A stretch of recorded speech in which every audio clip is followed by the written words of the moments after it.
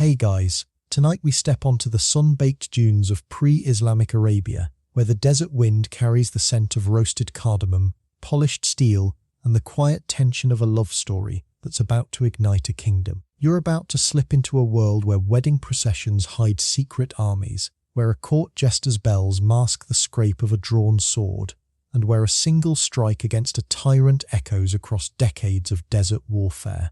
You probably won't survive this without questioning your own loyalty to the people you claim to trust, but that's exactly where we want you. So before you get comfortable, take a moment to like the video and subscribe, but only if you genuinely enjoy what I do here. Drop a comment with your current location and the time on your clock. Let's see who's staying up late and who's already half asleep. Now, dim the lights, maybe turn on a fan for that soft background hum, and let's ease into tonight's journey together.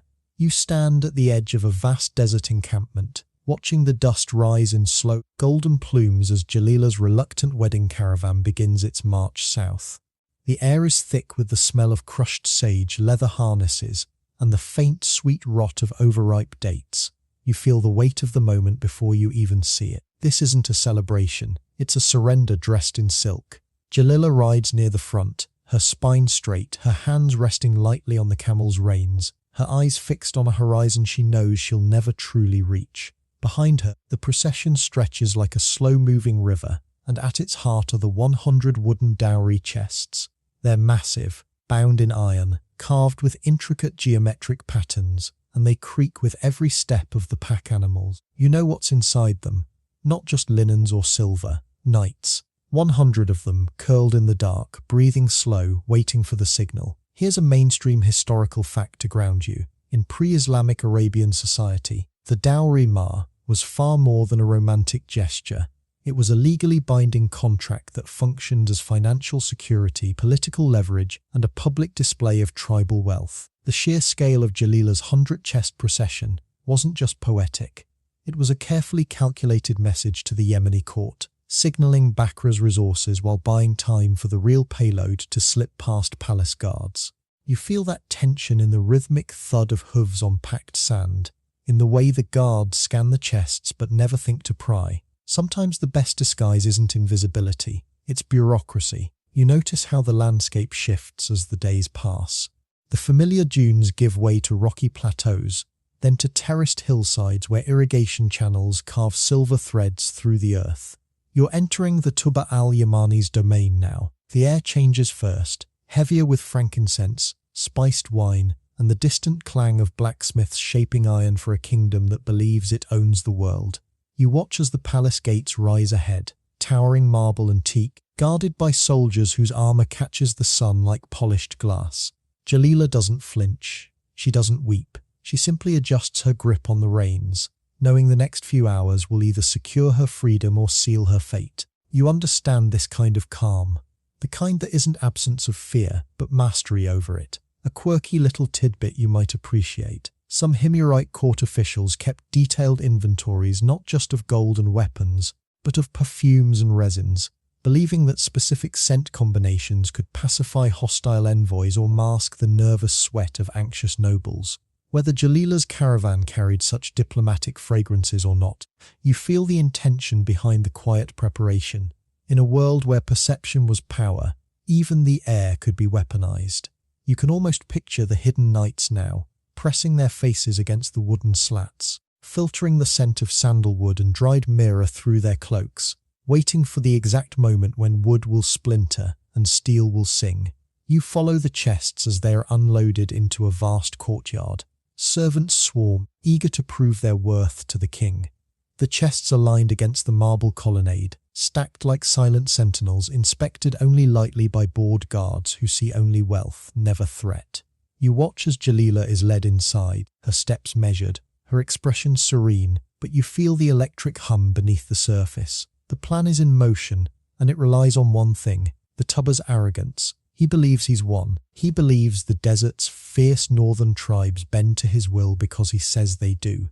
He doesn't know that the man he humiliated years ago has spent every waking hour learning the rhythm of his court, the timing of his guard, the exact moment his wine turns his vigilance to smoke. Historians still argue whether Kuqlayb's infiltration of the Yemeni palace was a meticulously orchestrated operation planned over months, or a spontaneous adaptation of a desperate rescue that only later crystallized into legend. The truth probably sits somewhere in the middle, resting comfortably on a shelf between tactical precision and opportunistic fury. What matters for our story is that the strike lands with the weight of both. You feel it in the way the courtyard's torchlight flickers, in the way the music swells, in the way the air itself seems to tighten like a drawn bowstring. A light joke because you're human. If you've ever tried to sneak into a movie theatre past the ticket taker, you know that exact feeling of act natural, don't look suspicious, whatever you do, don't sweat. The Hidden Knights are currently living that exact vibe, except instead of a teenager in a hoodie, it's a fully armoured warrior, and instead of a velvet rope, it's the gates of a heavily guarded royal compound. It's almost funny, except it isn't, because one misplaced cough, one squeaky hinge, and the entire north goes down in flames. You watch as the jester enters, Kashmar they call him, or so the palace believes. He tumbles into the courtyard in a patchwork of silken bells, his movements fluid, his laughter sharp but never cruel. He mimics the tubber's posture, exaggerates the sway of his crown, and the court erupts in delighted chuckles. You feel the performance working exactly as intended. It lowers shield, it softens suspicion, it draws every eye to the centre stage. And then, in a movement so smooth it looks like part of the routine, the jester drops to one knee, raises his hands in mock reverence, and speaks a single line that cuts through the laughter like glass. You don't hear the words, but you see the tubber's smile falter. You see Jalila's breath catch. You feel the moment shift from theatre to reality. The bells stop ringing. The silk parts. Beneath the painted smile and the dyed curls is Kulayb bin Rabia, his jaw set, his eyes locked on the man who thought he could own the desert. You watch as he draws the sword he'd kept wrapped in oiled cloth, the blade catching the torchlight in a clean, unforgiving line. The tubber reaches for his guard, but it's too late. The strike isn't wild or theatrical, it's precise, economic, final. You feel the impact more than see it. The sudden silence, the gasp that ripples through the courtyard. The way time seems to stretch as the tyrant's knees buckle and his crown tilts into the dust. It's not a battle, it's an execution of hubris. A light joke, because you're settling in. If you've ever rehearsed a difficult conversation in the shower only to completely blank when the person actually shows up, you know that exact feeling of, I had a whole script and now my brain is a dial tone. Kulayb is currently living that exact vibe, except instead of asking for a raise, it's toppling a monarchy, and instead of a bathroom mirror, it's a throne room full of armed guards. It's almost funny, except it isn't. Because timing isn't just everything. It's survival. You watch as chaos erupts, but it's a controlled chaos. The 100 chests crack open, wood splintering outward as knights spill into the courtyard, moving not with frenzy, but with practiced coordination. They don't slaughter indiscriminately. They secure exits, disarm confused guards, and form a protective ring around the centre where Kulayb stands, blade still raised, chest heaving. Jalila doesn't wait for rescue. She steps into it. Her hand finds his arm, not as a damsel clinging to a saviour, but as a partner anchoring a storm. You feel the quiet exchange between them, months of fear, planning and silence collapsing into a single, shared breath. You understand this kind of love. The kind that doesn't need poetry, because it's already written in action. A light joke because you're human. If you've ever tried to leave a party early without triggering a 20-minute goodbye tour, you know that exact feeling of just walk, don't make eye contact, trust the process. Kulayb and Jalila are currently living that exact vibe, except instead of avoiding small talk, it's avoiding decapitation, and instead of a coat check, it's a fully staffed royal palace that suddenly remembers it has swords too. It's almost funny, except it isn't. Because in this kind of exit, hesitation is a luxury you can't afford. You follow them as they move through the corridors, the knights clearing the path with swift, efficient strikes, the sound of boots on marble echoing like a heartbeat. The palace, moments ago a monument to absolute power, now feels fragile, temporary, a stage set that's finally being dismantled. You feel the desert wind hit their faces as they breach the outer gates, cool and sharp against skin, still warm with adrenaline. The camels wait, the horses are mounted, the The formation shifts from infiltration to retreat. You watch as Kuleb and Jalila ride side by side, not speaking, not needing to. You feel the rhythm of hooves on packed earth as they turn north, the glowing palace shrinking behind them like a dream waking into morning light. You stand on a ridge hours later, watching the first pale streaks of dawn bleed across the horizon. The sky shifts from indigo to rose gold, painting the sand in soft, forgiving hues. You watch as Kuleb finally looks back, his expression unreadable but his posture relaxed. The tyrant is gone, the father is avenged, the queen is reclaimed. But you also feel the quiet certainty in the air. This strike will not go unanswered. The desert keeps score, and it always collects. You take a breath, you let it out, you keep watching. The jester's true face has been revealed. The blade has fallen, and you, right here in the quiet of your room, are exactly where the story needs you to be. You feel the shift in the wind before you see the banners. The north isn't just welcoming them back, it's preparing for them. Word of the Tubba's fall has already outrun the caravan, carried on the swift legs of messenger camels and the whispered prayers of traders. By the time Kuleb and Jalila crest the final ridge overlooking Taglib territory, the desert below isn't empty, it's alive. Tents stretch across the wadis like white shells scattered after a storm. Fires dot the twilight, casting long dancing shadows, and standing at the center of it all waiting are the elders of Taglib. You watch as Kuleb dismounts. He doesn't look like the jester anymore. He doesn't look like the fugitive. He looks like a man who has stared into the heart of absolute power and decided to bring it home. Here's a mainstream historical fact to anchor you. In pre-Islamic Arabian pastoral society, control over water and grazing land was the ultimate currency of authority. Leaders who could guarantee safe passage to wells and fertile pastures didn't just command warriors. They commanded survival. Kuleb's victory over Yemen didn't just win him a throne. It won him the right to designate himar, protected zones where only his allies could graze, hunt, or draw water. It was an ancient form of zoning law, enforced not by magistrates, but by the sharp edge of tribal loyalty. You feel the weight of that power as the elders approach, bowing not in submission but in recognition. The desert has a new king, and kings by nature begin to test the boundaries of their crowns. You notice how the celebrations unfold over the following weeks. There's poetry, yes. There's roasted lamb and sweetened milk. There's the quiet relief of a people who thought their northern alliance would crumble under Yemeni pressure. But beneath the surface, you feel something else taking root. Kuleb starts issuing edicts. At first they're reasonable. Unified patrols along the trade routes, standardized tariffs for passing merchants, shared defense pacts with neighboring clans. But then the demands grow sharper. You watch as he declares that no fire may be lit in the valley while his own campfire burns, that no tribal leader may grant asylum without his explicit permission, that even the clouds drifting over the northern plateau are under his protection, their rain destined for his herds first. You feel the discomfort ripple through the camp. This isn't just authority, it's ownership. And in the desert, claiming the sky is a dangerous game. A quirky little tidbit you might appreciate. Some pre-Islamic Arabian chieftains used a small, specially trained desert hound to mark newly claimed pastures. The dog would be released at dawn, and wherever it settled or circled 3 times became himar territory.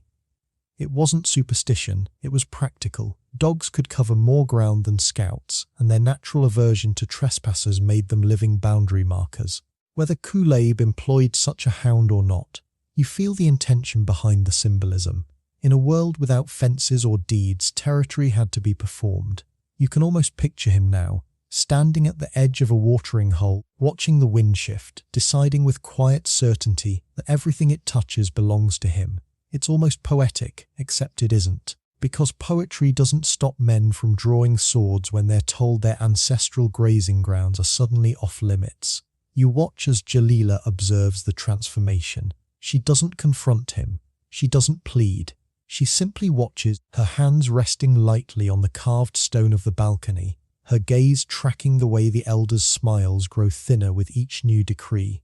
You feel the quiet tension in her posture. She loved the man who crossed deserts to save her. She married the warrior who struck down a tyrant. But she's beginning to see the king who's building a cage out of his own pride. You understand this kind of realization. The kind that doesn't arrive with a bang, but with a slow, creeping chill. The kind where you notice the person you trust most is starting to treat loyalty like a tax instead of a gift. Historians still argue whether Qulaib's descent into tyranny was a genuine psychological shift following his rapid ascent to power, or a later literary exaggeration crafted by the Baka tribe to morally justify their eventual rebellion and the 40-year war that followed. The truth probably sits somewhere in the middle, resting comfortably on a shelf between historical memory and political propaganda. What matters for our story is that the perception of tyranny matters as much as the reality. You feel it in the way messengers arrive with strained greetings, in the way trade caravans begin taking longer, riskier routes to avoid Taglib checkpoints, in the quiet way former allies start hoarding waterskins instead of sharing them. A light joke, because you're human. If you've ever been in a group project where one person suddenly declares themselves team leader and starts micromanaging everyone's font choices, you know that exact feeling of, we just survived the apocalypse. Can we please chill? Qulaib is currently living that exact vibe. Except instead of a presentation slide, it's a tribal confederation, and instead of Comic Sans, it's a decree that forbids lighting campfires within 5 miles of his tent. It's almost funny, except it isn't, because in this kind of leadership, micromanagement doesn't build loyalty, it breeds resentment. You notice how the strain manifests in small, almost invisible ways. A Baka herder finds his best grazing patch suddenly marked with Taglib stones. A visiting poet receives half the expected stipend after reciting verses that praise the old ways of shared water. Even the dogs in the camp seem to sense the shift, growling at shadows, pacing restlessly at the edges of the firelight. You feel the desert itself holding its breath. The alliances that once bound the northern tribes together are fraying, not from a single betrayal, but from 1,000 tiny cuts.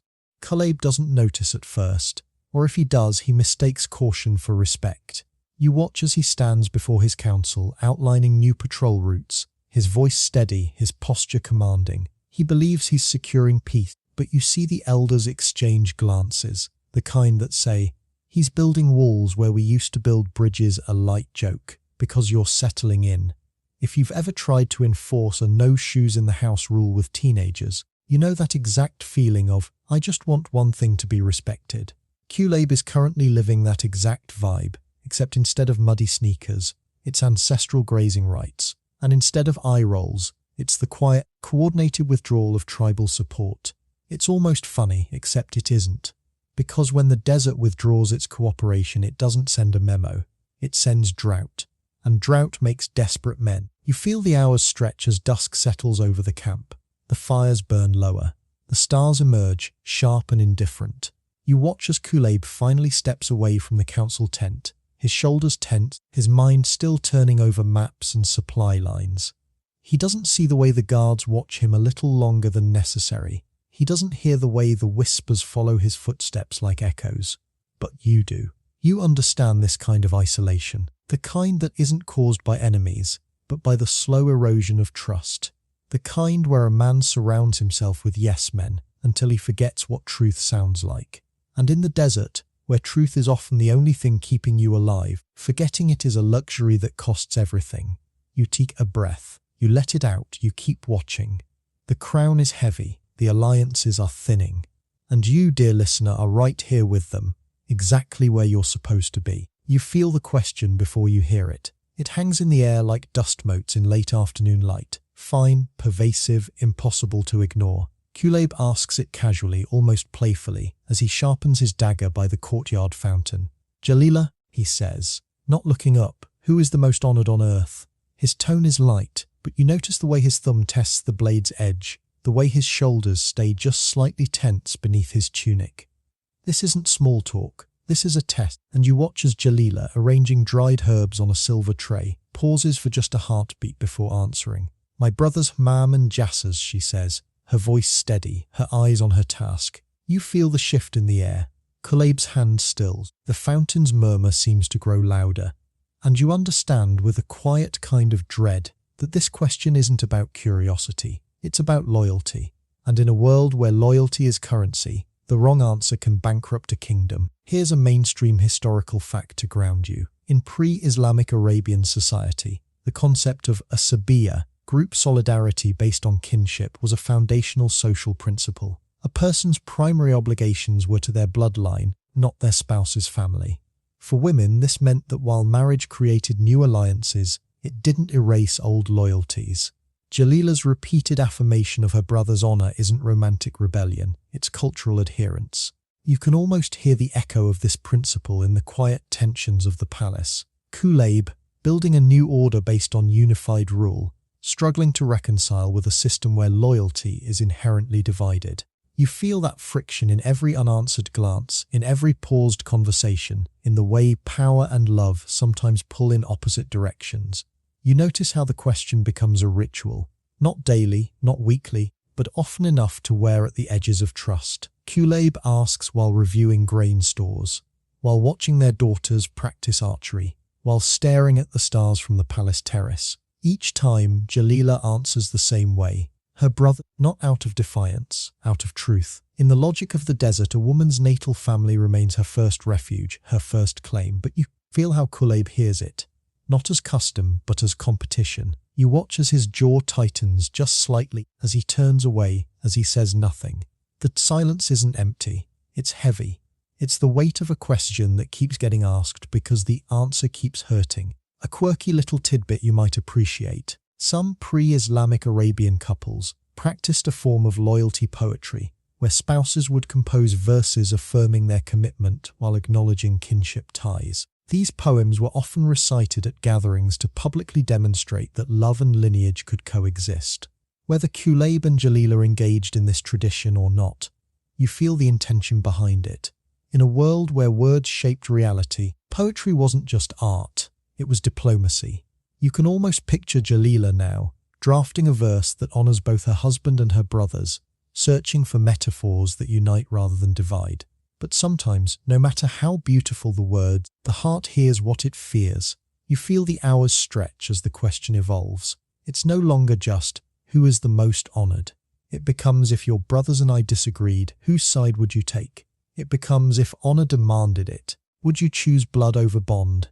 You watch as Jalila's answers grow more nuanced, more careful, but never less truthful. She speaks of wisdom over impulse, of peace over pride, of the desert's way of balancing competing claims. But Kulayb isn't asking for philosophy, he's asking for certainty. And in a world as fluid as the desert, certainty is a luxury few can afford. You understand this kind of impasse, the kind where both people are right and both people are hurt and neither knows how to move forward without losing something essential. Historians still argue whether Kulayb's repeated questioning of Jalila's loyalty was a genuine insecurity born of his rapid rise to power, or a deliberate strategy to test and strengthen her allegiance before potential crises. The truth probably sits somewhere in the middle, resting comfortably on a shelf between personal doubt and political prudence. What matters for our story is that the question becomes a mirror. It reflects not just Jalila's loyalties, but Kulayb's fears. You feel that truth in the way he watches her when she receives messages from Bakr, in the way his hand tightens on his sword when her brothers' names are mentioned, in the quiet way he sometimes stands alone on the terrace, staring north, as if measuring the distance between love and duty. A light joke, because you're human. If you've ever asked your partner, who's your favorite, about something trivial, pizza toppings, movie genres, desert landscapes, and gotten an answer that technically makes sense but still stings a little, you know that exact feeling of why did I ask that? Kulayb is currently living that exact vibe, except instead of pizza, it's political allegiance, and instead of a mild sting, it's the slow erosion of trust that could unravel a kingdom. It's almost funny, except it isn't, because in this kind of relationship, the small questions aren't small, they're seismic. You notice how Jalila begins to anticipate the question. She prepares answers that honor both sides. She seeks moments to reaffirm her commitment to Kulayb without denying her kin. She even commissions a small silver pendant engraved with symbols of both Taglib and Bakr, wearing it always as a silent testament to unity. But you feel how Kulayb receives these gestures, not as solutions but as distractions. You watch as he thanks her politely and then asks the question again, as if hoping this time the answer will be different. You understand this kind of longing, The kind that isn't about control, it's about reassurance. The kind that says, I need to know I'm enough. But in a world where honor is collective, not individual, enough is a question with no single answer. A light joke, because you're settling in. If you've ever tried to reassure someone who keeps asking for reassurance, you know that exact feeling of I've said it 10 times, but maybe 11 will stick. Jalila is currently living that exact vibe, except instead of I love you, it's my loyalty is complex. And instead of a partner needing comfort, it's a king needing certainty in an uncertain world. It's almost funny, except it isn't. Because in this kind of dynamic, repetition doesn't build trust, it exposes the gap. You feel the tension crystallize during a council meeting. A dispute arises between a Taglib trader and a Baka herder over water rights. Qulaib listens to both sides, his expression unreadable. Then he turns to Jalila, who sits beside him as advisor, and asks, quietly but clearly, "What would your brothers advise?" The room goes still. You watch as Jalila meets his gaze, not with defiance but with clarity. "They would advise justice," she says, "not favor." You feel the weight of her words, not taking sides, upholding principle, but you also see how Qulaib hears it, as a reminder that a first counsel is not him.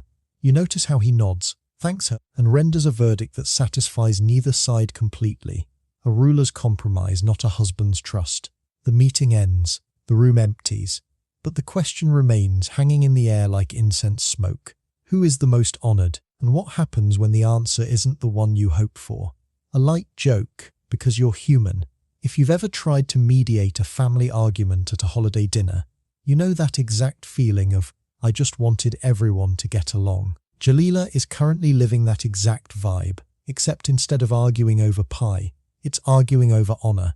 And instead of a dining table, it's a kingdom where the stakes aren't hurt feelings but bloodshed. It's almost funny, except it isn't, because in this kind of mediation, there's no neutral ground, only choices. You stand in the courtyard as dusk falls, watching Jalila walk among the gardens, her hand brushing the petals of night-blooming flowers. You feel the solitude in her posture, not as loneliness, but as the quiet weight of holding multiple truths. She loves Qulaib, she honors her brothers, she serves the kingdom, and sometimes those commitments pull in different directions. You understand this kind of navigation, the kind that isn't about choosing one path, but walking the ridge between them, knowing that balance is a practice, not a destination. You take a breath, you let it out. You keep watching, the question lingers, the trust phrase. And you, dear listener, are right here with them, exactly where you're supposed to be. You feel her presence before you see her. Al Basous moves through the Baka encampment like a shadow that learned to walk. Quiet, deliberate, always just at the edge of perception. You watch as she greets servants with warm smiles, asks after their families, remembers the names of their children. She carries small gifts, a sprig of rosemary for the cook, a polished stone for the gardener, a whispered compliment for the scribe. Nothing extravagant, nothing suspicious, just enough to be remembered, to be liked, to be trusted. And you understand this kind of strategy, the kind that doesn't conquer with force, it infiltrates with kindness. The kind that turns everyday interactions into threads in a larger tapestry. One she's weaving with patient, practiced hands. Here's a mainstream historical fact to ground you. In pre-Islamic Arabian society, women often served as crucial conduits of information and influence within kinship networks. While formal political power was typically male-dominated, women wielded significant soft power through gossip, poetry, marriage negotiations, and the maintenance of family ties. Al Basous isn't an anomaly, she's an exemplar of a recognized social role. You can almost hear the rhythmic cadence of her verses as she composes them in the quiet hours. Poems that praise Baka's valor while subtly questioning Taglib's generosity, that celebrate Jalila's wisdom while hinting at the constraints of her new position. In a world where words shaped reputation, poetry wasn't just art, it was architecture, and Al Basous is building something, brick by careful brick. You notice how her visits to Jalila grow more frequent. She brings news from Baka, small updates about harvests, births, minor disputes, delivered with the casual warmth of family.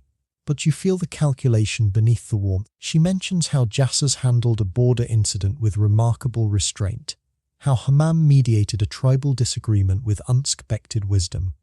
Each praise is a pebble dropped into the pond of Jalila's loyalty, creating ripples that reach Kuleb's court.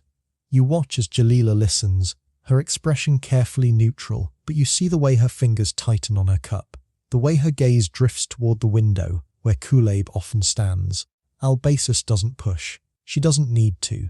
She simply plants seeds and lets the soil of existing tension do the rest.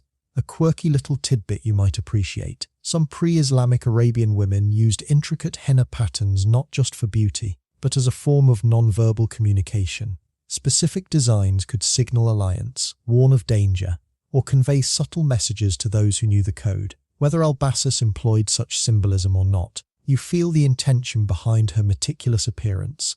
Every detail was a statement, every gesture a signal. You can almost picture her now, applying henna while reciting a new verse, the patterns on her hands mirroring the patterns in her poetry, beautiful, complex, and carrying meaning only some could decipher. You feel the discord begin to take root. It's not dramatic, it's not a shouting match or a public rift. It's the quiet accumulation of small moments.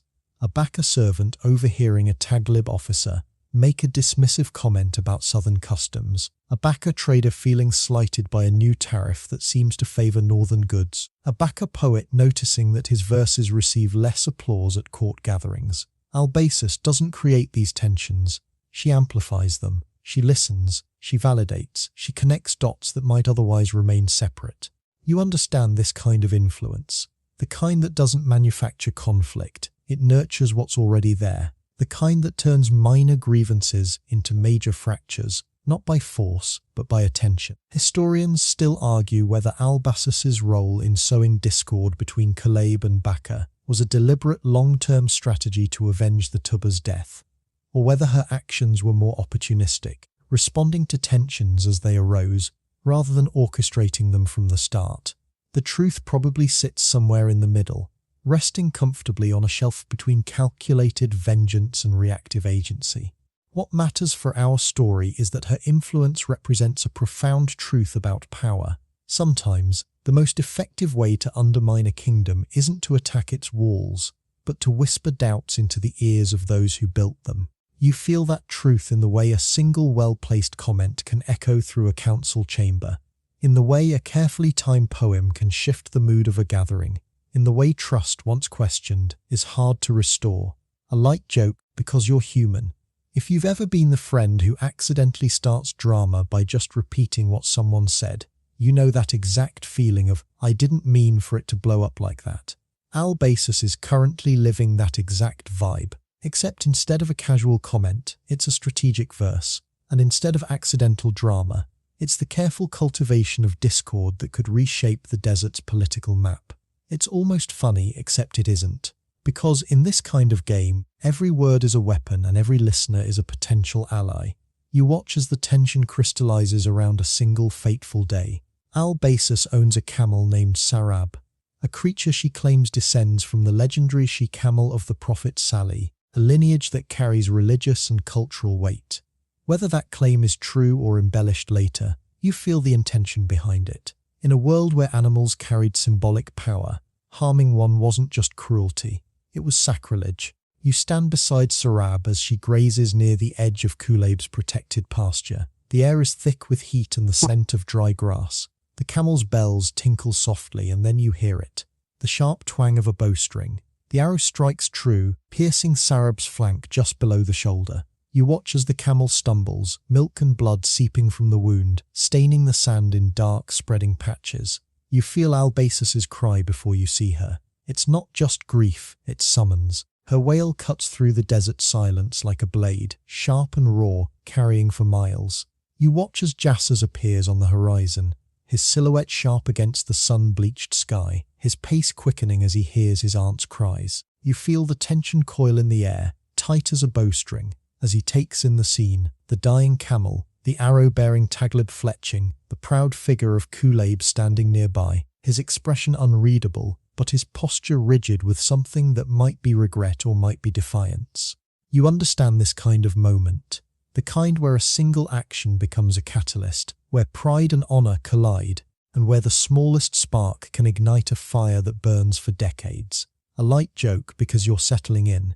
If you've ever accidentally offended someone by being too literal, "No, I don't like your haircut," and watch the situation spiral, you know that exact feeling of "I didn't mean for it to go that far." Kool-Aid is currently living that exact vibe, except instead of a haircut, it's a sacred camel, and instead of an awkward silence, it's the prelude to a 40-year war. It's almost funny, except it isn't, because in this kind of story there are no small mistakes, only consequences. You watch as Al Basous' lament evolves into poetry, weaving together grief, accusation, and prophecy. She speaks of broken kinship, of honor stained, of a debt that will be paid in blood.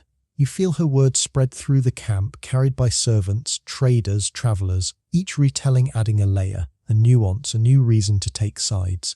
You notice how Jalila arrives, her face pale, her eyes scanning the scene with a mixture of dread and determination. She doesn't rush to her husband or her brother. She stands between them, a living bridge that feels more like a barrier.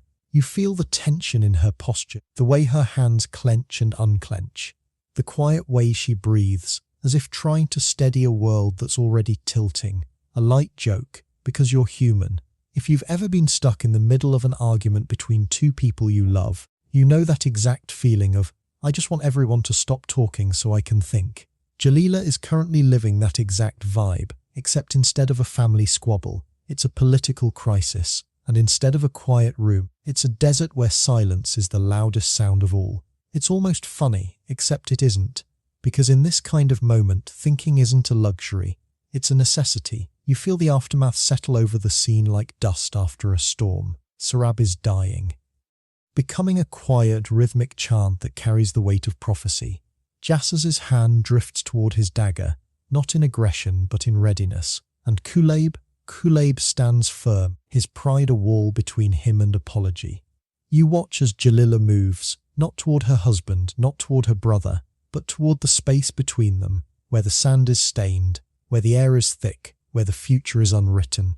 You understand this kind of paralysis, the kind where every option feels like betrayal, where every choice leads to loss, where love and loyalty become competing currencies with no exchange rate. You take a breath, you let it out, you keep watching. The camel is bleeding, the curse is echoing, and you, dear listener, are right here with them, exactly where you're supposed to be. You feel the heat before you see the watering hole. The air shimmers above the cracked earth, thick with the scent of dry grass, animal musk, and the faint, metallic tang of blood that hasn't yet dried. You stand at the edge of Al-Danayib, where the last pools of water reflect the sky in broken mirrors, and you watch as Jassas approaches Kool-Aid. There's no fanfare, no declaration of war, just two men, a desert spring, and the weight of everything that's come before. The stolen bride, the hidden knights, the fallen tyrant, the bleeding camel, the question that never stopped echoing. You understand this kind of moment, the kind where words have run out, where honor has become a trap, and where the next breath could change the desert forever. Here's a mainstream historical fact to ground you. In pre-Islamic Arabian tribal society, water sources were sacred neutral ground. Even enemies could drink together without fear of attack, and violating that truce was considered one of the gravest breaches of desert law. Al-Danayib wasn't just a pond, it was a social contract written in sand and stone. You feel the tension in that violation before it happens. Kool-Aid's refusal to let Baka herders drink, his insistence that even the clouds overhead belong to his protection, his belief that authority justifies absolute control. You watch as Jassas's voice cuts through the heat, low but carrying. You drove our people from the water until they nearly died of thirst. And Kool-Aid's reply, calm but unyielding, we denied them nothing that wasn't already ours.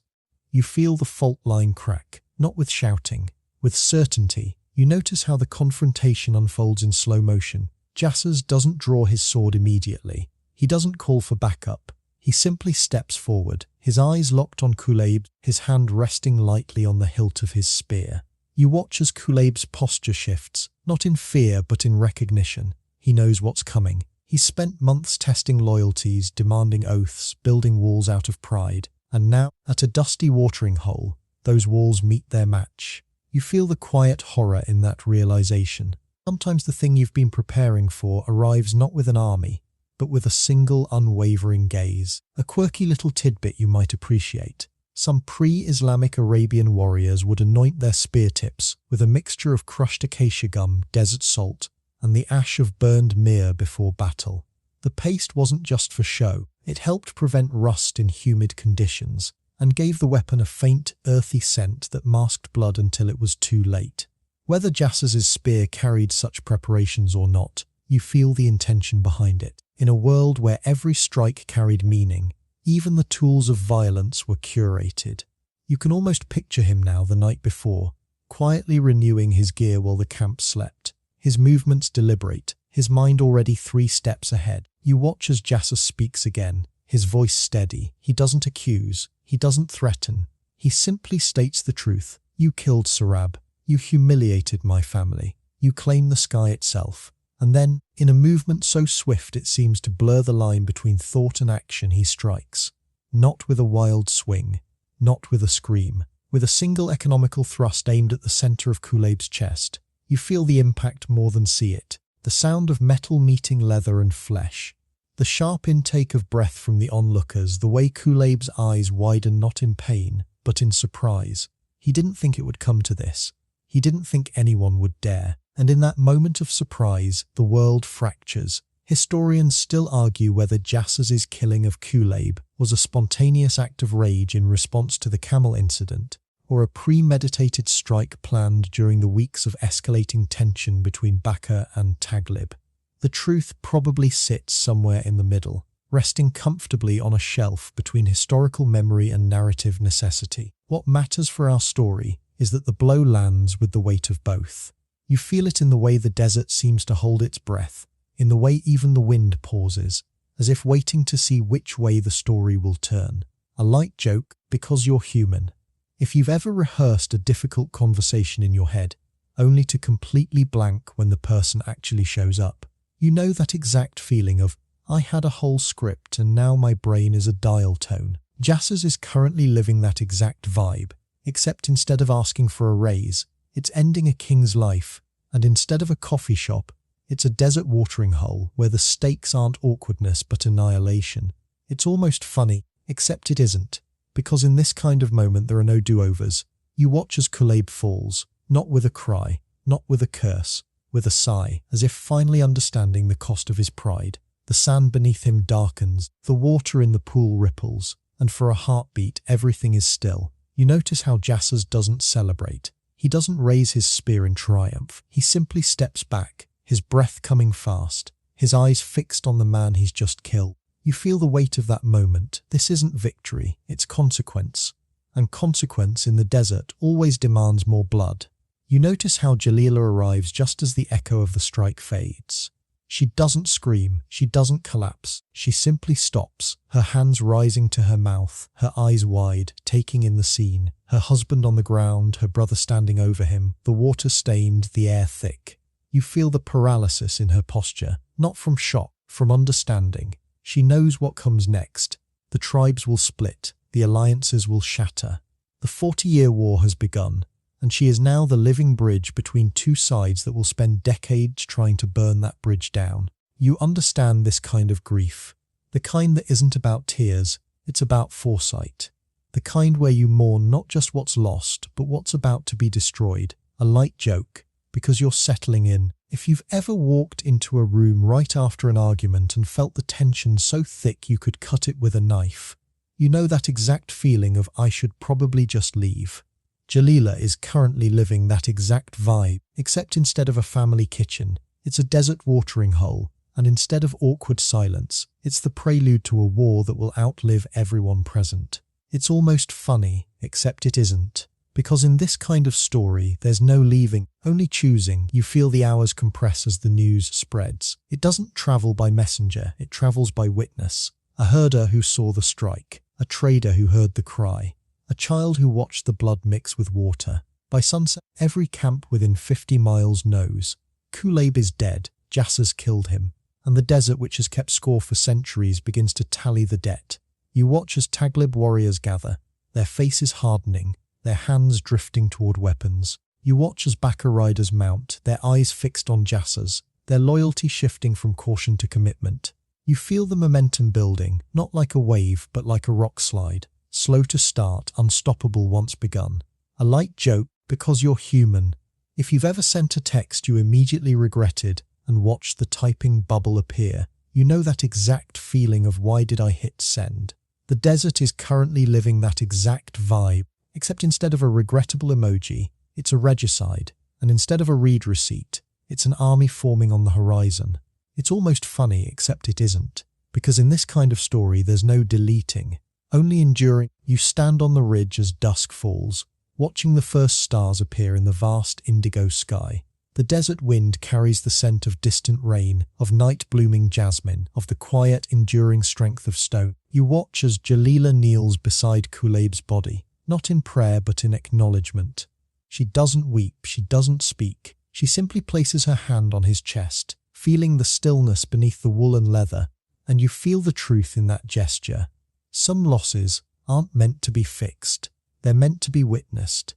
You understand this kind of love, the kind that doesn't need words because it's already written in action. You notice how the story echoes across time. The pride that blinds, the loyalty that divides, the moment where a single choice sets decades of consequence in motion. It's a pattern as old as storytelling itself. But here, in this sun-drenched desert, with the scent of blood and jasmine thick in the air, it feels immediate, real. You understand why Jasas struck. You understand why Kuleb didn't yield. You understand why Jalila's silence speaks louder than any lament. A light joke, because you're settling in. If you've ever tried to explain a complicated family drama to a friend and realized halfway through that even you don't fully understand it, you know that exact feeling of, maybe we should just order pizza and talk about something else. The desert is currently living that exact vibe, except instead of pizza, it's vengeance. And instead of changing the subject, it's doubling down on a feud that will outlive everyone present. It's almost funny, except it isn't. Because in this kind of story there's no pizza. Only patience. You take a breath, you let it out, you keep watching. The spear has fallen, the king is gone. And you, dear listener, are right here with them, exactly where you're supposed to be. You feel the weight of the tent flaps parting as Jalila steps away from the water's edge. The dust of al-Danayib still clinging to her sandals, the metallic scent of spilled blood drying on the hot sand. She doesn't look back at the body. She can't. The Taglib warriors are already gathering, their eyes hardening, their hands drifting to weapon hilts with the slow, deliberate certainty of men who know exactly what comes next. You watch as she turns toward the northern ridge, her cloak pulled tight, her pace steady but not hurried. She isn't running in panic. She's executing a retreat, and you understand this kind of movement, the kind that isn't about escape, but about survival in a space where your very presence has become a liability. You follow her as she rides for days. The palace of gold and grief shrinks behind her, replaced by the familiar, unforgiving contours of the open desert. She doesn't take guards. She doesn't take jewelry. She takes only what fits in a single saddlebag: dried dates, a water skin, a wool blanket. A small knife worn smooth by handling. You feel the isolation in her posture. Back home she was queen. Here, she's just a widow with divided blood, caught between a husband's killers and a husband's mourners. You notice how she stops at dusk each night, building a small fire, staring into the flames not with despair, but with the quiet exhaustion of a woman who has run out of places to stand. Here's a mainstream historical fact to ground you. In pre-Islamic Arabian tribal law, a widow's status immediately following her husband's death in battle or feud was highly precarious. If her natal kin were implicated in his death, she often faced here, a form of social and economic isolation where her access to protection, water rights, and inheritance could be legally contested until a formal arbitration took place. Jalila isn't just grieving. She's navigating a legal limbo where her marriage certificate is written in blood, and her family tree is currently on fire. You feel that tension in the way traders give her wide berth at way stations, in the way local scouts watch her camp from a distance without offering water, in the quiet understanding that some doors close permanently when the sand shifts. A quirky little tidbit you might appreciate. Some desert widows of this era would carry a small pouch of crushed salt and dried lavender sewn into the hem of their cloaks. It wasn't just for scent or preservation. The salt was believed to absorb the evil eye of envious onlookers, while the lavender masked the physiological markers of stress sweat. Whether Jalila kept such a pouch or not, you feel the intention behind it. In a world where vulnerability could be weaponized, even personal hygiene became a form of armor. You can almost picture her now, rubbing the dried leaves between her fingers during the long rides, grounding herself in the familiar, trying to outrun a grief that doesn't care how fast the camel moves. Historians still argue whether Jalila's departure from the Taghlib territories was a voluntary strategic withdrawal to protect herself and her unborn child, or a forced exile orchestrated by Qulayb's kin, who saw her Baka lineage as an unacceptable liability during wartime mobilization. The truth probably sits somewhere in the middle, resting comfortably on a shelf between personal agency and structural pressure. What matters for our story is that the road north isn't just a journey, it's a shedding of titles. Queen, wife, mediator. All of it dissolves into the dust until only one identity remains. Sister to the man who struck the blow, and soon, mother to the man who might have stopped it. You feel the shift before she understands it. It starts as a sudden, rolling nausea at dawn. She blames the stale water.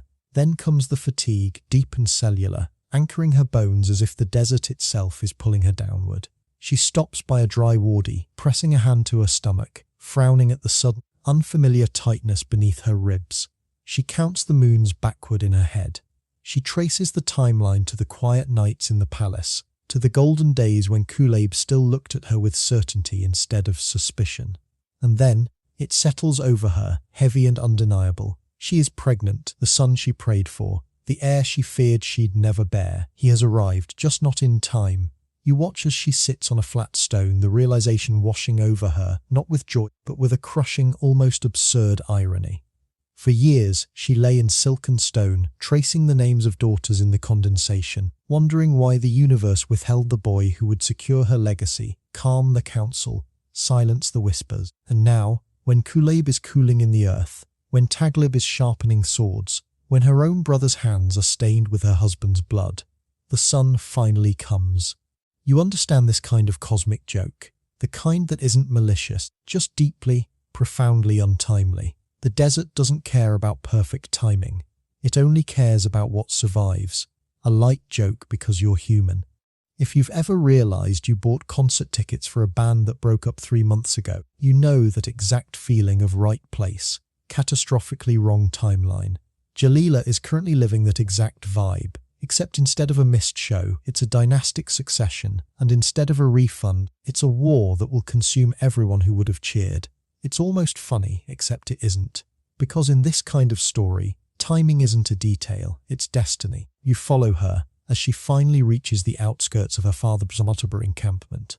The sun is setting, painting the sky in shades of bruised purple and burnt orange that feel almost tender against the weight of what she carries. You notice how Murrah bin Dul emerges from his tent. He doesn't embrace her immediately. He doesn't offer platitudes. He simply steps forward, reads the exhaustion in her posture, the protective curve of her arm across her midsection, and nods toward the central fire chair.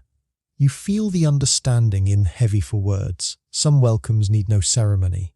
You watch as Jalila dismounts, her legs stiff, her eyes dry but tired, and you see the moment her shoulders drop, just slightly, as she steps into the circle of firelight. She's home, not in the way she once was, but home enough for light joke, because you're settling in. If you've ever shown up at a relative's house after a terrible week, and they just handed you a bowl of soup without asking questions, you know that exact feeling of sometimes love doesn't need a PowerPoint presentation.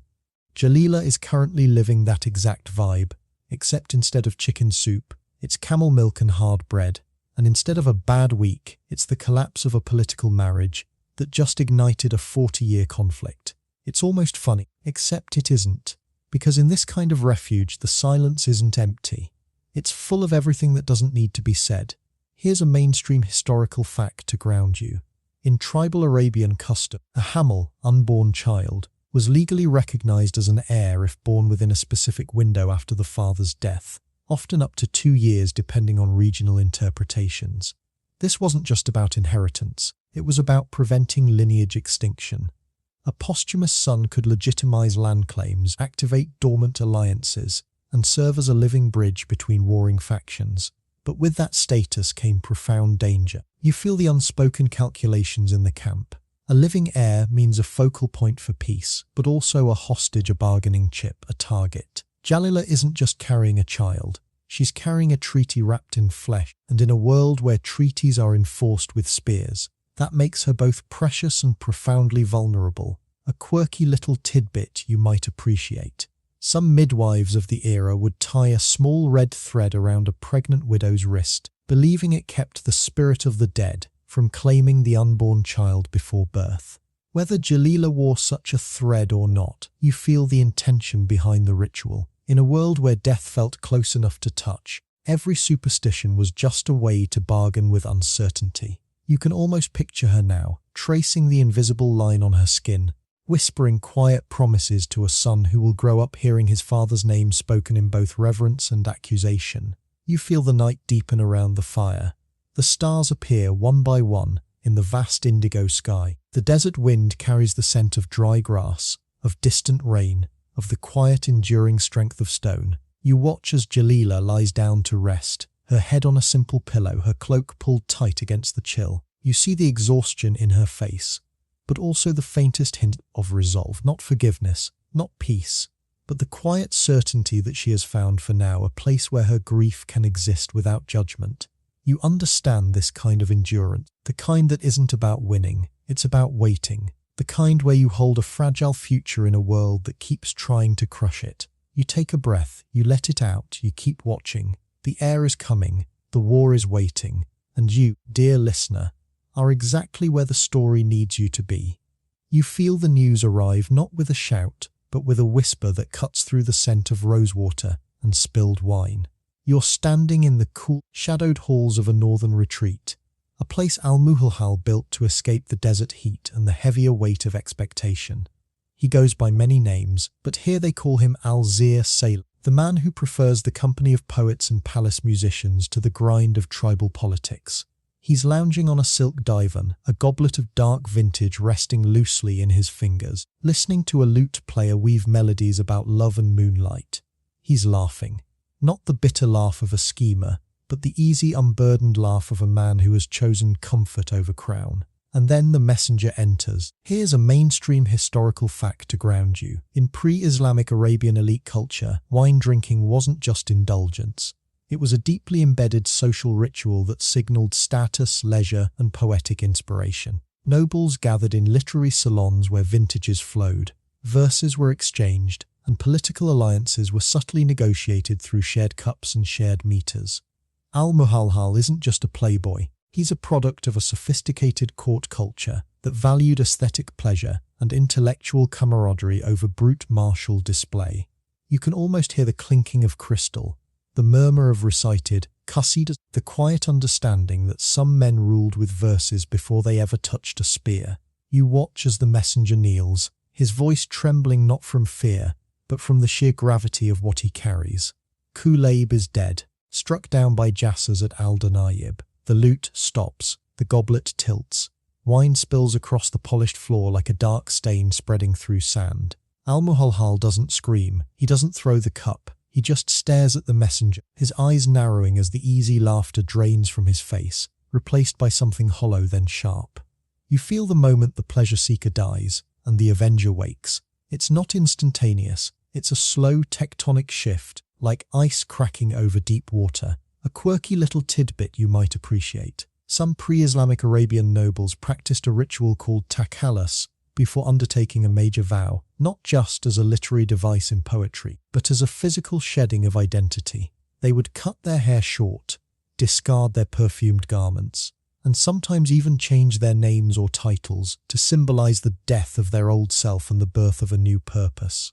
Whether Al-Muhalhal formally observed this or not, you feel the intention behind the transformation. In a world where appearance dictated reality, changing your look was the first step toward changing your destiny. You follow him as he rises. The silk divan suddenly feels like a cage. He walks to a bronze mirror, staring at his own reflection. The long, oiled hair, the soft lines of a face untouched by battle, the eyes that have spent too many nights watching dancers instead of scanning horizons. He picks up a curved dagger from a nearby table. You watch as he gathers his hair in one hand and draws the blade across it. The locks fall to the floor like shed petals. He doesn't flinch. He picks up a rough linen cloth, wipes the wine and perfume from his skin until it burns, and reaches for a simple, undyed wool tunic. The change isn't theatrical. It's surgical. He's cutting away the softness so the steel can breathe. Historians still argue whether Al-Muhalhal's sudden transformation from courtly poet to ruthless warlord was a genuine psychological break triggered by grief, or a calculated political performance designed to unite the fractured Taglib factions behind a single, uncompromising banner. The truth probably sits somewhere in the middle, resting comfortably on a shelf between personal devastation and strategic theatre. What matters for our story is that the performance works. You feel the shift in the air as his commanders gather, their eyes tracking the shorn hair, the plain clothes, the cold clarity in his gaze. They don't see a grieving brother. They see a standard. You stand beside him as he steps out onto the terrace, the northern wind biting through the thin wool. He doesn't pray. He doesn't weep. He speaks an oath that binds him to the earth, to the sky, to the blood cooling in the desert south. He swears off wine, swears off women, swears off perfumes, soft beds and easy laughter until every drop of Kuleb's blood has been answered. It's not a poetic vow, it's a contract, and you feel the weight of it settling over his shoulders like armor. You understand this kind of resolve, the kind that doesn't come from anger, but from a quiet, absolute certainty that the world has broken a fundamental rule, and you are the one who must fix it. A light joke because you're human. If you've ever tried to give up your favorite comfort habit for just a month and ended up staring at a calendar like it owes you money, you know that exact feeling of why is self-denial so hard. Al-Muhalhal is currently living that exact vibe, except instead of skipping coffee, it's renouncing an entire lifestyle of luxury, and instead of a calendar, it's a blood debt that won't expire until he's collected or consumed. It's almost funny, except it isn't, because in this kind of vow, there's no cheat day, only consequences. You watch as the camp transforms around him. The poets pack away their scrolls, the musicians cover their instruments, the servants who once prepared spiced meats and sweetened dates now sharpen blades and oil leather straps. You feel the rhythm of the place shift from salon to armory. Al-Muhalhal moves among them, not with shouts, but with quiet, precise orders. He knows the terrain. He knows the enemy's weaknesses. He knows that vengeance isn't a feeling, it's a logistics chain. You notice how he touches the hilt of his sword for the first time in years, feeling the balance, the weight, the promise of it. The jester is gone, the prince is gone. Only the avenger remains, a light joke, because you're settling in. If you've ever tried to assemble flat-pack furniture without the instructions and realized halfway through that you've accidentally built a modern art sculpture, you know that exact feeling of, I'm pretty sure this isn't what it's supposed to look like. Taglib's war council is currently living that exact vibe, except instead of wooden dowels, it's tribal alliances, and instead of a bookshelf, it's a campaign designed to dismantle an entire confederation. It's almost funny, except it isn't, because in this kind of planning, missing one piece doesn't mean a wobbly shelf. It means a massacre. You feel the hours stretch as night falls. The terrace grows cold. Al-Muhalhal stands alone, staring south toward the horizon where the desert meets the stars. He doesn't look like a man seeking justice. He looks like a man who has decided to become the storm. You understand this kind of transformation. The kind where love for the dead curdles into fury for the living. The kind where a man trades his name for a title, his comfort for a cause, his humanity for a purpose so heavy it might crush him.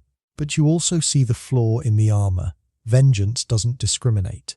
It doesn't stop when the guilty are gone. It keeps going, fed by its own momentum, until it consumes everything it touches. A light joke, because you're human. If you've ever started a quick weekend project on a Saturday morning and suddenly found yourself elbow deep in drywall dust at 2 a.m., you know that exact feeling of how did I get here? Al-Muhalhal is currently living that exact vibe, except instead of renovating a bathroom, it's restructuring the entire political map of Arabia. And instead of a power drill, it's a blood oath that won't let him sleep. It's almost funny, except it isn't. Because in this kind of story, there's no going back to a clean counter. Only deeper into the dust, you take a breath. You let it out, you keep watching. The wine is poured out, the hair is cut, the vow is spoken, and you, dear listener, are right here with him, exactly where the story needs you to be. You feel the tension in the council tent before you even step inside. The air is thick with the scent of old leather, dried sage, and the faint metallic tang of swords resting too close to too many hands. You stand just beyond the woven curtain, listening as voices rise and fall, in careful measured tones that carry the weight of everything unsaid. This isn't a debate. It's a negotiation with the future, and every word is a stone placed on a scale that could tip either way. You watch as Murrah bin Dul sits at the center of the Bakr elders, his posture rigid, his eyes fixed on the Taglib delegation across the low table. They've come with terms, they've come with threats. They've come with the quiet certainty that justice in the desert is measured in blood or coin. Here's a mainstream historical fact to ground you. In pre-Islamic Arabian tribal law, diya, blood money, was a formalized system for resolving homicide without endless feud. The amount varied by the victim's status, gender, and tribal affiliation, and payment was often negotiated through neutral mediators to preserve face on both sides. Refusing diya wasn't just a personal choice. It was a declaration that honor could not be quantified, that only reciprocal violence could restore balance. You feel that principle hanging in the tent like smoke. Taglib demands either Jassas's surrender or a payment so vast it would cripple Bakr's economy for a generation. Murrah knows that accepting either option means surrendering his tribe's autonomy. Refusing means war. And in the desert, war is never just a choice. It's a climate. You notice how the Taglib envoy speaks. He doesn't shout. He doesn't threaten. He simply lays out the terms with the calm precision of a man who believes the math is on his side. Surrender Jassas bin Murrah, or pay 1,000 camels, 300 steeds and 50 suits of armor. Choose, and the blood is settled. You watch as Murrah's fingers tighten on the edge of his cloak just slightly. He doesn't look at his son, who stands in the shadows near the tent pole, his expression unreadable but his posture coiled. You feel the impossible calculus running behind Murrah's eyes. Surrender Jassas, and you betray your own blood, setting a precedent that any elder can be forced to sacrifice his child to save his tribe. Pay the diya, and you bankrupt your people, leaving them vulnerable to every rival clan on the horizon. You understand this kind of choice, the kind where every option feels like losing, the kind that keeps you awake long after the fire has burned to embers. A quirky little tidbit you might appreciate. Some pre-Islamic Arabian negotiators would carry a small pouch of coloured stones, white for agreement, red for refusal, black for counteroffer, and would subtly shift them between palms during tense discussions as a non-verbal signal to their allies. Whether Murrah employed such a system or not, you feel the intention behind the ritual. In a world where words could be weaponized, even silence needed a grammar. You can almost picture him now, fingers brushing the smooth surface of a hidden stone, weighing not just the terms, but the message each choice would send to every tribe watching from the dunes. You watch as Murrah finally speaks. His voice is low, steady, carrying the weight of a man who has already made his decision. I cannot give you my son. I cannot pay you a price that would starve my people.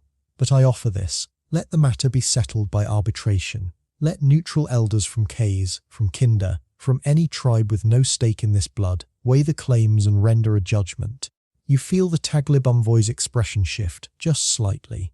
It's not anger, it's disappointment, because arbitration takes time, and time when vengeance is the goal is a luxury no one can afford. The envoy shakes his head. The judgment has already been rendered. Kulayb is dead, the debt is owed. Historians still argue whether Murrah's refusal to surrender Jassas or accept diya was a principled stand for tribal autonomy and kinship loyalty, or a pragmatic calculation that Taglib would never truly accept peace while Barca remained strong enough to resist.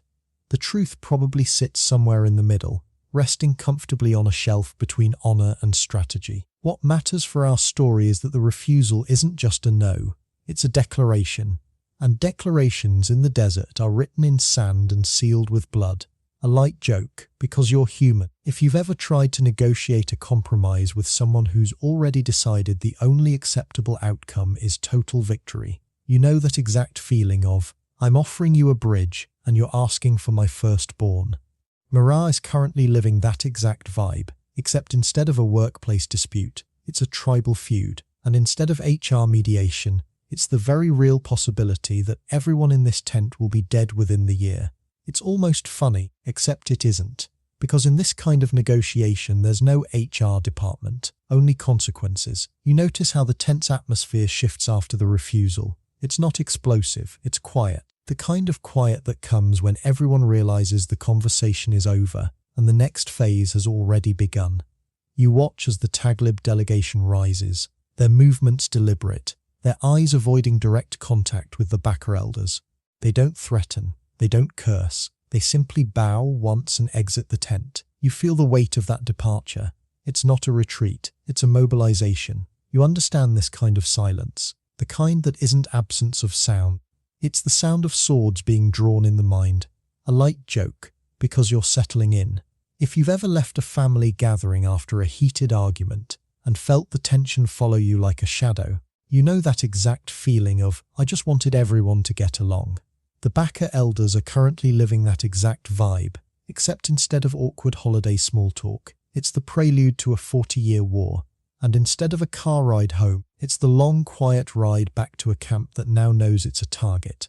It's almost funny, except it isn't, because in this kind of story there's no driving away from the conflict, only deeper into it. You feel the hours stretch as news of the failed negotiation spreads.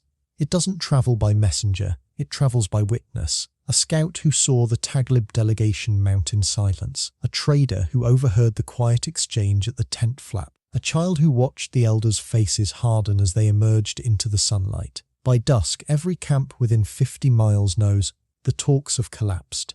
The debt remains unpaid, and the desert, which has kept score for centuries, begins to tally the next installment. You watch as Baka warriors begin reinforcing the perimeter, stacking stones, sharpening spears, checking the tension on bowstrings. You watch as Taglib riders gather on the northern ridge, their silhouettes sharp against the setting sun, their patience worn thin. You feel the momentum building, not like a wave, but like a rock slide. Slow to start, unstoppable, womp gun. A light joke because you're human.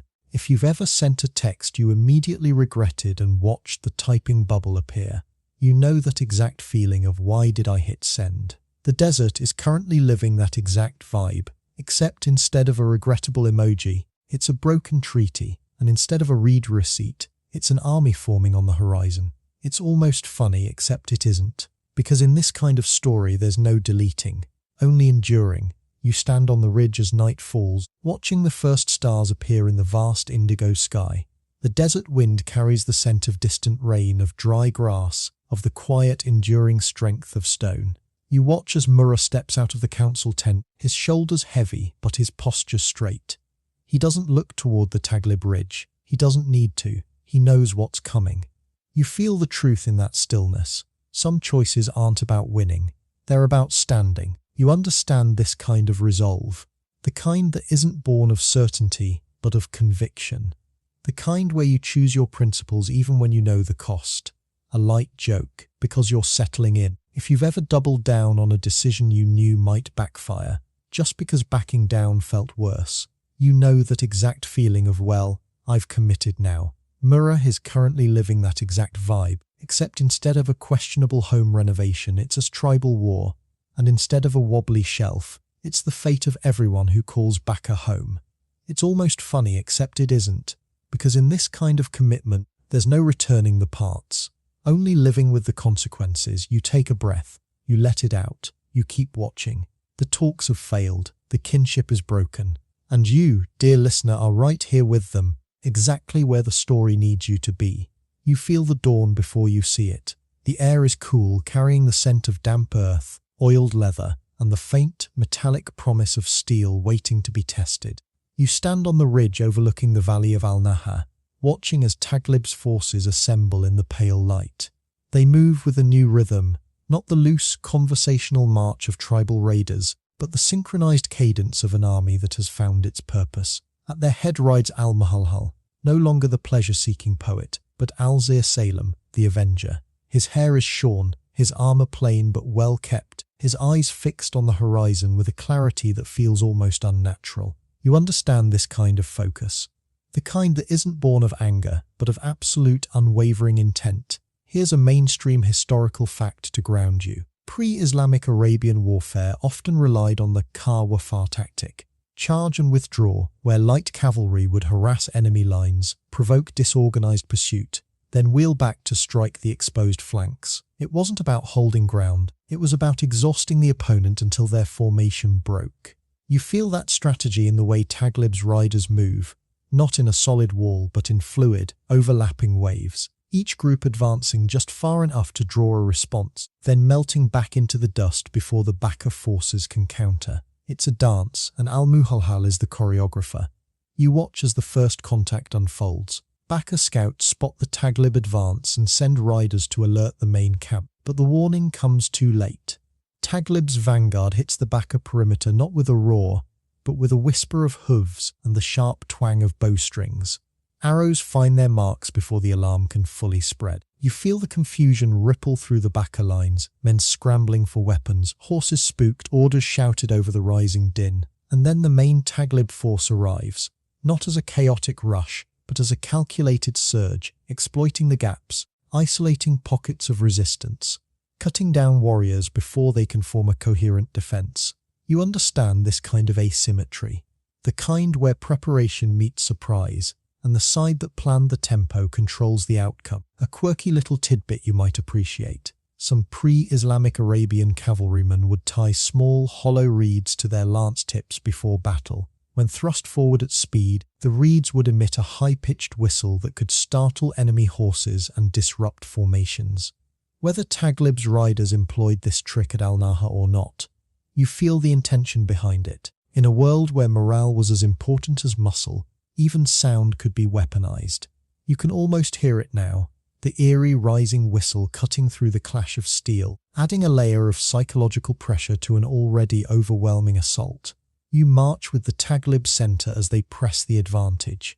The valley floor churns with dust, the air thick with the scent of sweat, blood, and the dry heat of a desert morning. You watch as Al-Muhalhal moves through the fray, not seeking glory but ensuring cohesion. He redirects a flanking unit here, reinforces a wavering line there, his voice calm but carrying over the din. You feel the difference his leadership makes. This isn't a raid for plunder, it's a campaign for principle. And principle, when backed by discipline, is a force multiplier. You notice how the backer resistance begins to fragment, not from cowardice, but from the simple, brutal math of being outmaneuvered. When your enemy knows your moves before you make them, every decision feels like a step into a trap. Historians still argue whether the Taglib victory at Al-Naha was a decisive military triumph that shattered Bakker's early war capacity, or a tactical success that was later amplified in oral tradition to bolster Al-Muhal's legendary status. The truth probably sits somewhere in the middle, resting comfortably on a shelf between historical reality and narrative embellishment. What matters for our story is that the battle establishes a pattern.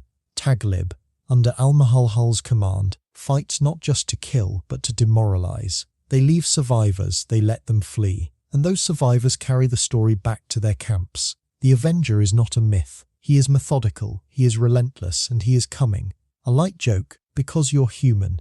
If you've ever played a strategy game where you perfectly execute a pincer movement and the AI just kinda falls apart, you know that exact feeling of wait. Was that supposed to be this easy?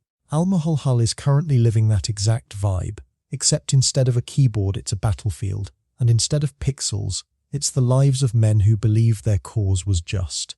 It's almost funny, except it isn't, because in this kind of story, there's no respawn button, only consequence. You feel the hours compress as the battle winds down. The dust begins to settle.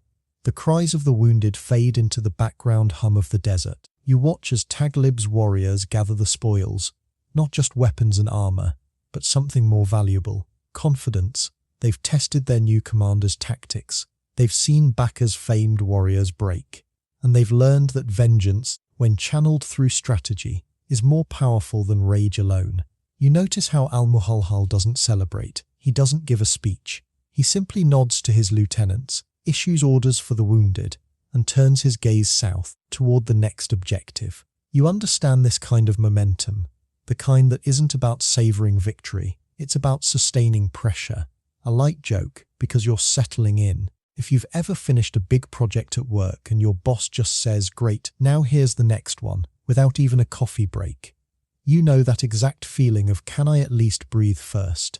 Taglib's army is currently living that exact vibe, except instead of a quarterly report, it's a tribal war, and instead of a coffee machine, it's a water skin that's running low. It's almost funny, except it isn't, because in this kind of campaign, rest isn't a reward, it's a vulnerability. You follow the campaign as it moves to Alderneyib, the same watering hole where Kuleb fell, where the feud began. The symbolism isn't lost on anyone. You feel the weight of the place as Taglib's forces approach. The cracked earth, the shallow pools, the silent stones that have witnessed so much blood. But this time the roles are reversed. Baka holds the high ground, expecting a repeat of their earlier defensive success. But Al-Muhalhal doesn't attack head-on. He sends a small detachment to feint at the northern approach, while the main force circles wide, using the wadis for cover, emerging behind Baka's lines just as the sun begins to dip. You watch as the trap springs. Baka's warriors, focused on the feint, are caught between two Taglib hammer blows. The confusion is total. The rout is swift. Here's a mainstream historical fact to ground you. In pre-Islamic Arabian warfare, controlling water sources wasn't just tactical, it was existential. An army that could deny its enemy access to wells or springs could win without striking a blow, forcing surrender through thirst alone. Al-Muhalhal's decision to fight at Alderneyib wasn't just poetic justice, it was strategic dominance. By seizing the very place where his brother died, he reclaims the narrative and the resource. You feel that truth in the way Baka's fighters, cut off from the water, begin to falter not from wounds, but from the creeping dread of dehydration. In the desert, thirst is a quieter killer than steel, but no less final. A quirky little tidbit you might appreciate. Some pre-Islamic Arabian commanders would release trained falcons before battle to scout enemy positions from above. The birds' flight patterns could signal troop movements to allies below, acting as an early warning system. Whether Al-Muhalhal employed such aerial reconnaissance or not, you feel the intention behind the practice. In a world without binoculars or drones, even birds could be intelligence assets. You can almost picture him now, scanning the sky for a familiar silhouette, reading the story the wind tells through the wings of a hawk. You feel the aftermath settle over the valley like a heavy cloak. The dust hangs in the air, golden in the late light. The wounded are tended, the dead are counted. You watch as Al-Muhalhal walks among his men, not as a distant commander, but as a participant in the cost. He pauses beside a young warrior who lost an arm, placing a hand on his shoulder, speaking words too quiet to hear, but whose effect is visible in the man's nod. You understand this kind of leadership, the kind that doesn't just demand sacrifice, it shares the weight of it. A light joke because you're human. If you've ever won an argument but still felt kinda awful about it because you saw the other person's point, you know that exact feeling of "I was right, but was I kind?" Al-Muhalhal is currently living that exact vibe, except instead of a debate, it's a battle, and instead of hurt feelings, it's broken bodies. It's almost funny, except it isn't, because in this kind of victory there's no moral high ground, only ground. You stand on the ridge as dusk falls, watching the first stars appear in the vast indigo sky. The desert wind carries the scent of distant rain, of dry grass, of the quiet enduring strength of stone. You watch as Al-Muhalhal looks south, toward Baka territory, his expression unreadable but his posture resolved. The early victories are won, the reputation is cemented. But you feel the truth in his stillness. This isn't the end. It's the beginning of a long, hard road, and roads in the desert are measured not in miles but in blood. You take a breath, you let it out, you keep watching. The first blood has been spilled, the war has found its rhythm, and you, dear listener, are right here with them, exactly where the story needs you to be. You feel the silence before the clash begins. The valley of Waradat stretches out under a pale, unforgiving sun, the air heavy with dust, and the low murmur of thousands holding their breath. This isn't a mass charge, it's a ritual. At the center of the opposing lines, two figures step forward. They aren't just warriors, they're champions, chosen by their tribes to settle the day's honor through single combat. You watch as they circle each other, boots scuffing the hard-packed earth, their shadows stretching long and thin. They've agreed on the terms, spears first, then swords if the wood shatters, and if both break, then wrestling until one yields or falls. It's not just a fight. It's a conversation in steel and sweat. Here's a mainstream historical fact to ground you. Pre-Islamic Arabian warfare frequently relied on the Mubarizan system, designated champions who fought one own to decide engagements without unnecessary bloodshed. This wasn't mere spectacle. It was a deeply embedded cultural mechanism to limit casualties, test personal valor, and allow tribes to gauge their collective morale before committing to full-scale battle. You feel the weight of that tradition in the way the armies part, creating a wide sacred ring around the two men. Victory here doesn't just win ground, it wins the right to claim the psychological high ground for the entire campaign. You notice how the duel unfolds. It's slow, methodical, almost meditative in its pacing. Spears clash with a sound like cracking timber, sparks flying where iron meets iron. Feet dig into the dirt, shifting weight, testing balance. Neither champion rushes. They read each other's shoulders, their breath, the slight tilt of a wrist. You watch as hours pass, the sun climbing higher, the heat pressing down like a physical weight. The duel stretches on so long that murmurs begin to ripple through both lines. Scouts are sent to the edges of the ring, not to interfere, but simply to see if the combatants are still moving, still breathing. You understand this kind of endurance, the kind that isn't about speed, it's about staying power, the kind where time itself becomes a weapon. A quirky little tidbit you might appreciate. Some pre-Islamic Arabian champions would rub their spear shafts with a mixture of crushed myrrh, camel fat and fine sand before combat. The paste dried into a grippy, slightly abrasive coating that prevented hands from slipping during prolonged engagements, even when slick with sweat. Whether the warriors at Waradat used this technique or not, you feel the intention behind it. In a world where duels could last from dawn till dusk, friction management wasn't just practical. It was the difference between a secure grip and a fatal fumble. You can almost picture them now, fingers locked around seasoned wood, breathing through the heat, turning a test of strength into a marathon of will. You watch as the spears finally splinter, discarded into the dust. The champions draw their swords. The tempo shifts. Strikes are faster now, closer, more desperate. Steel rings against steel, a sharp, rhythmic percussion that echoes across the valley. But even this isn't enough to break the stalemate. The blades grow heavy, the arms ache, and with a silent mutual understanding, they close the distance. The wrestling begins. It's not the theatrical grappling of later arenas. It's raw, efficient, grounded in leverage and balance.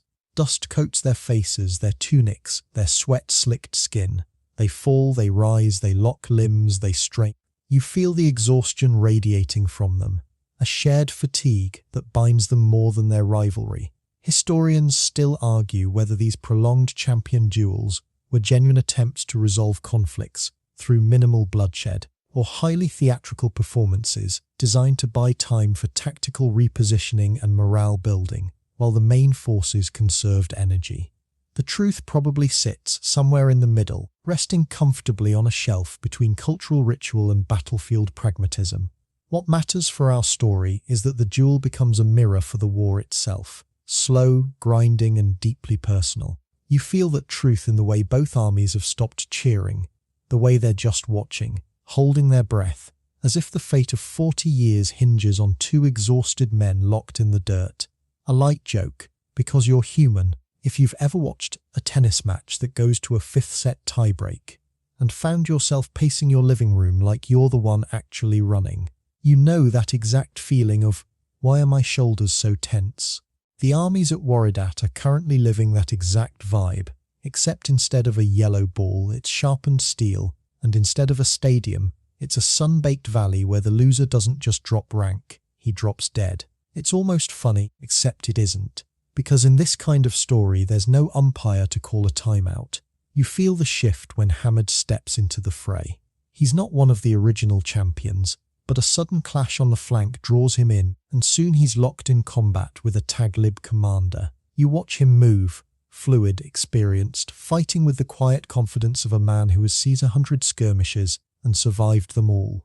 But war doesn't care about experience. It cares about moments, a misstep in the dust, a momentary lapse in guard, a strike that catches the ribs instead of the armor. You see it happen in slow motion, the parry that's a fraction too slow, the opening that appears, the sword that finds its mark. Hamid falls, not with a dramatic cry but with a heavy sudden thud, like a tree finally giving way after years of leaning. You notice how Al-Muhalhal reacts. He doesn't shout, he doesn't charge forward in blind rage. He simply stops, his sword lowers, his eyes lock onto the figure of his fallen friend. Hamid wasn't just another warrior. He was Jassas's brother. He was the man who once drank with Al-Muhalhal in the quiet halls before the wine was poured out and the hair was cut.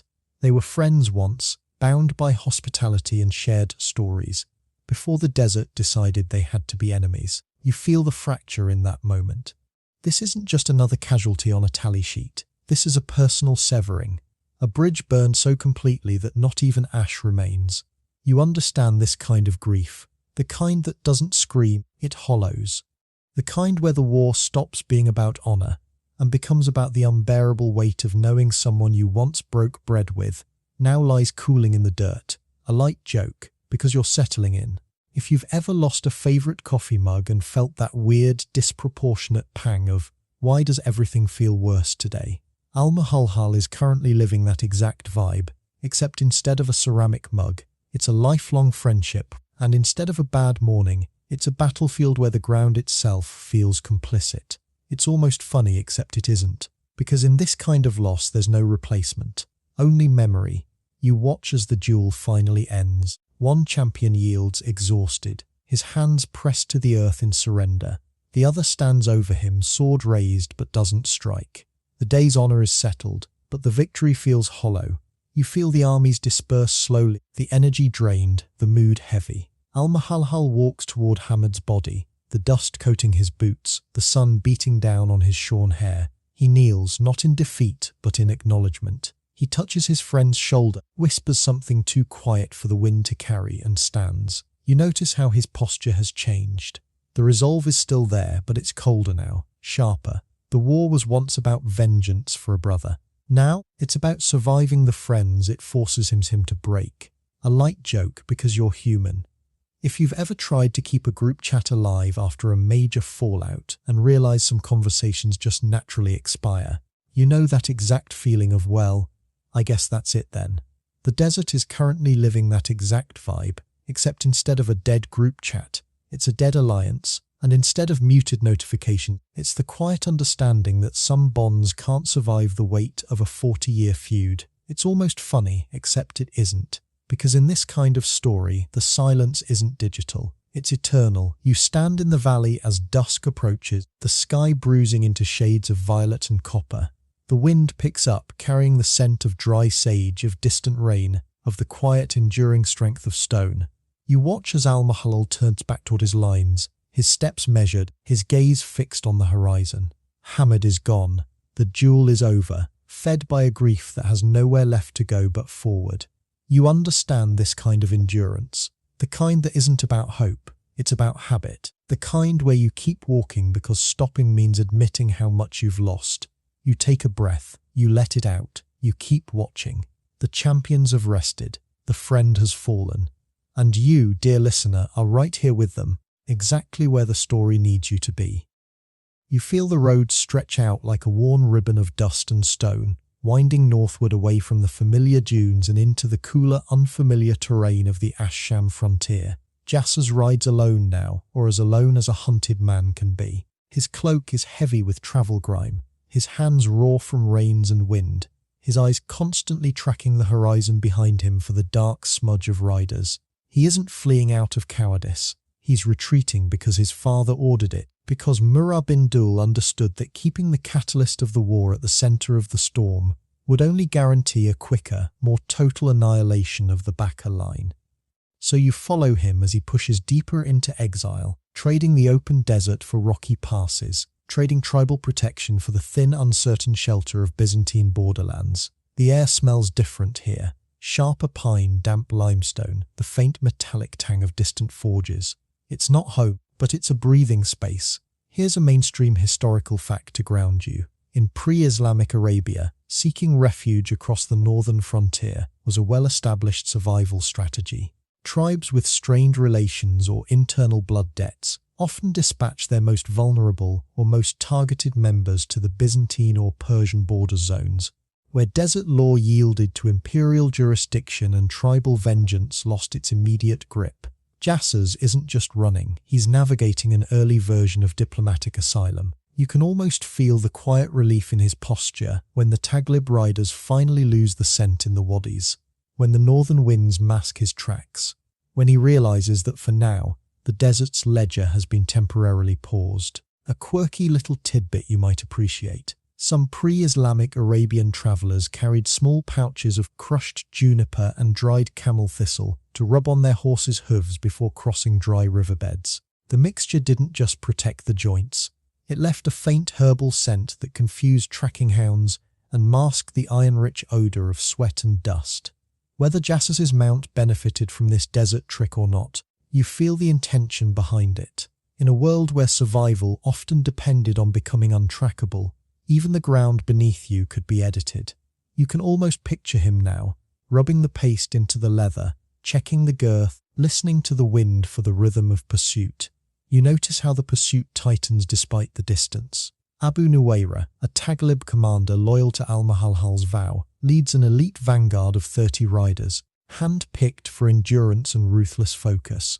They don't ride for plunder, they ride for closure.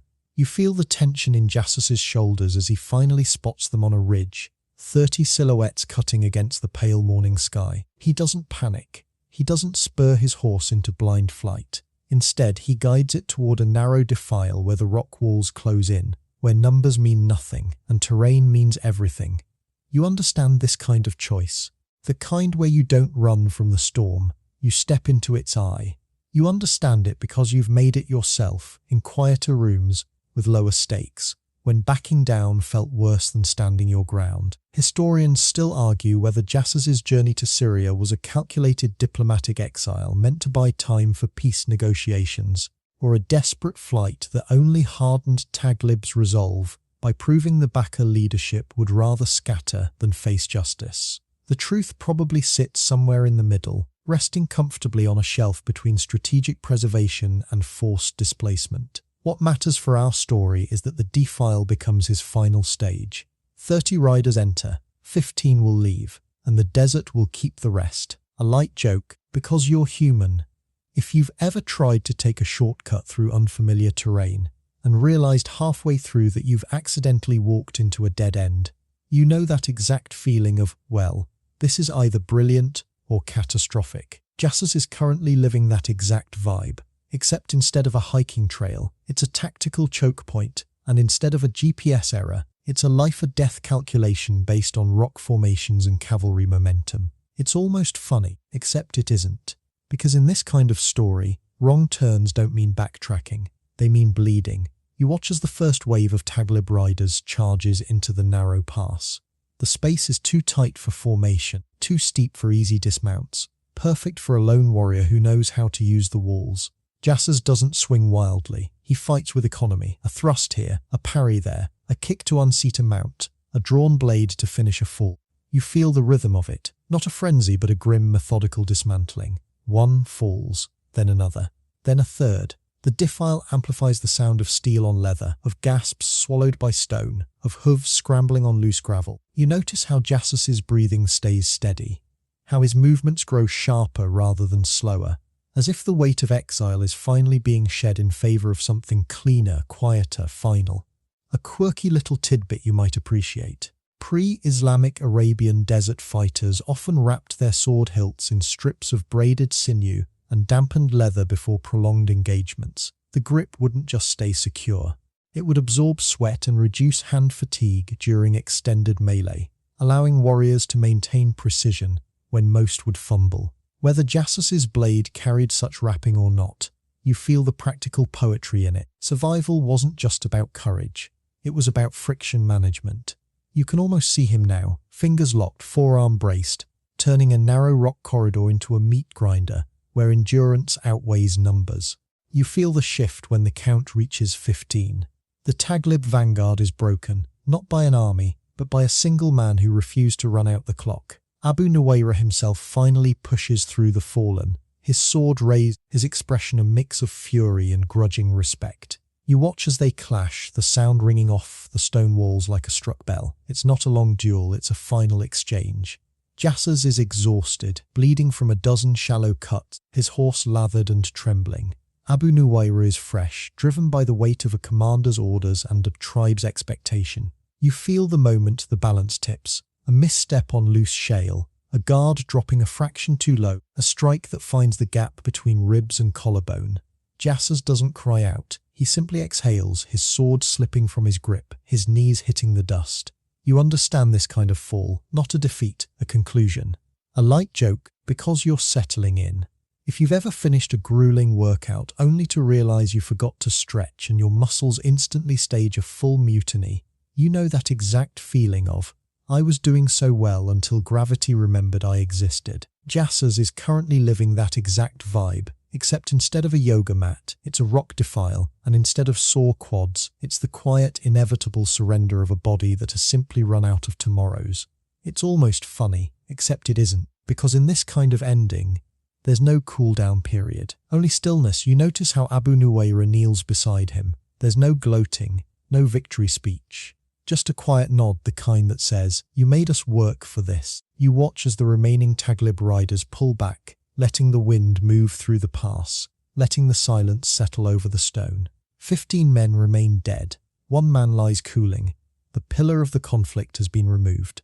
Not with a treaty, not with a council, with endurance. You feel the weight of it echoing backward, toward Murrah's camp, toward Al-Mulhal's vow, toward Jalila's quiet refuge. Jasas is gone. The man who struck Kaleb, the brother who sparked the feud, the exile who tried to outrun his own legacy.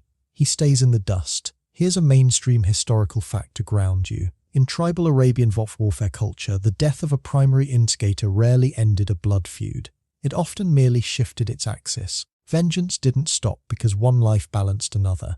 It multiplied, seeking new targets, new justifications, new reasons to keep the cycle spinning. Jasas's fall doesn't bring peace. It removes a focal point, but the war has already grown beyond him, fed by grief, pride, and the quiet machinery of inherited honor. You feel that truth in the way the surviving Taglib riders don't celebrate. They simply turn their horses south, toward the next objective, carrying the news like a heavy stone they're obligated to deliver. A light joke, because you're human. If you've ever wrapped up a major personal conflict, only to realize the group chat is still arguing about it without you, you know that exact feeling of weight. Wasn't this supposed to be over?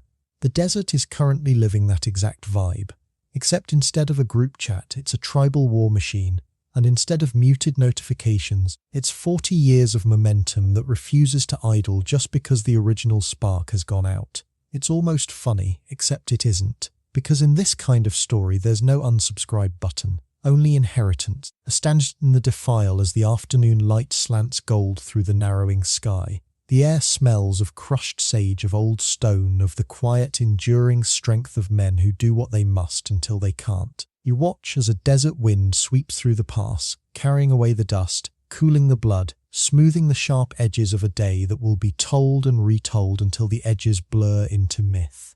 Jassa's body will be returned to his kin, not as a trophy, but as a reminder.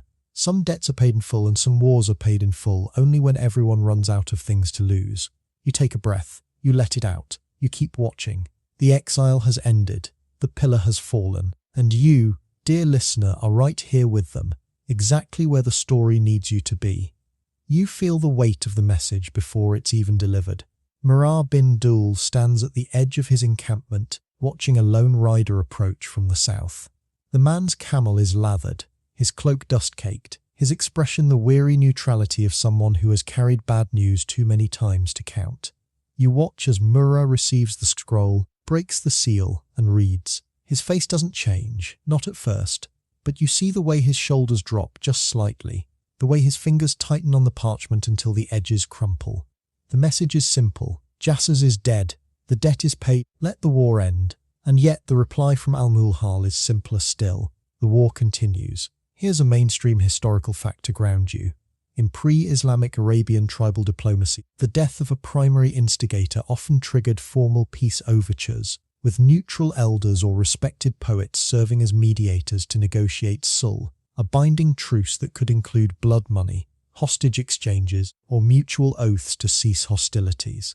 Murrah isn't just grieving his son, he's executing a recognized diplomatic protocol, hoping that Jassas's death will be accepted as sufficient compensation for Kulab's.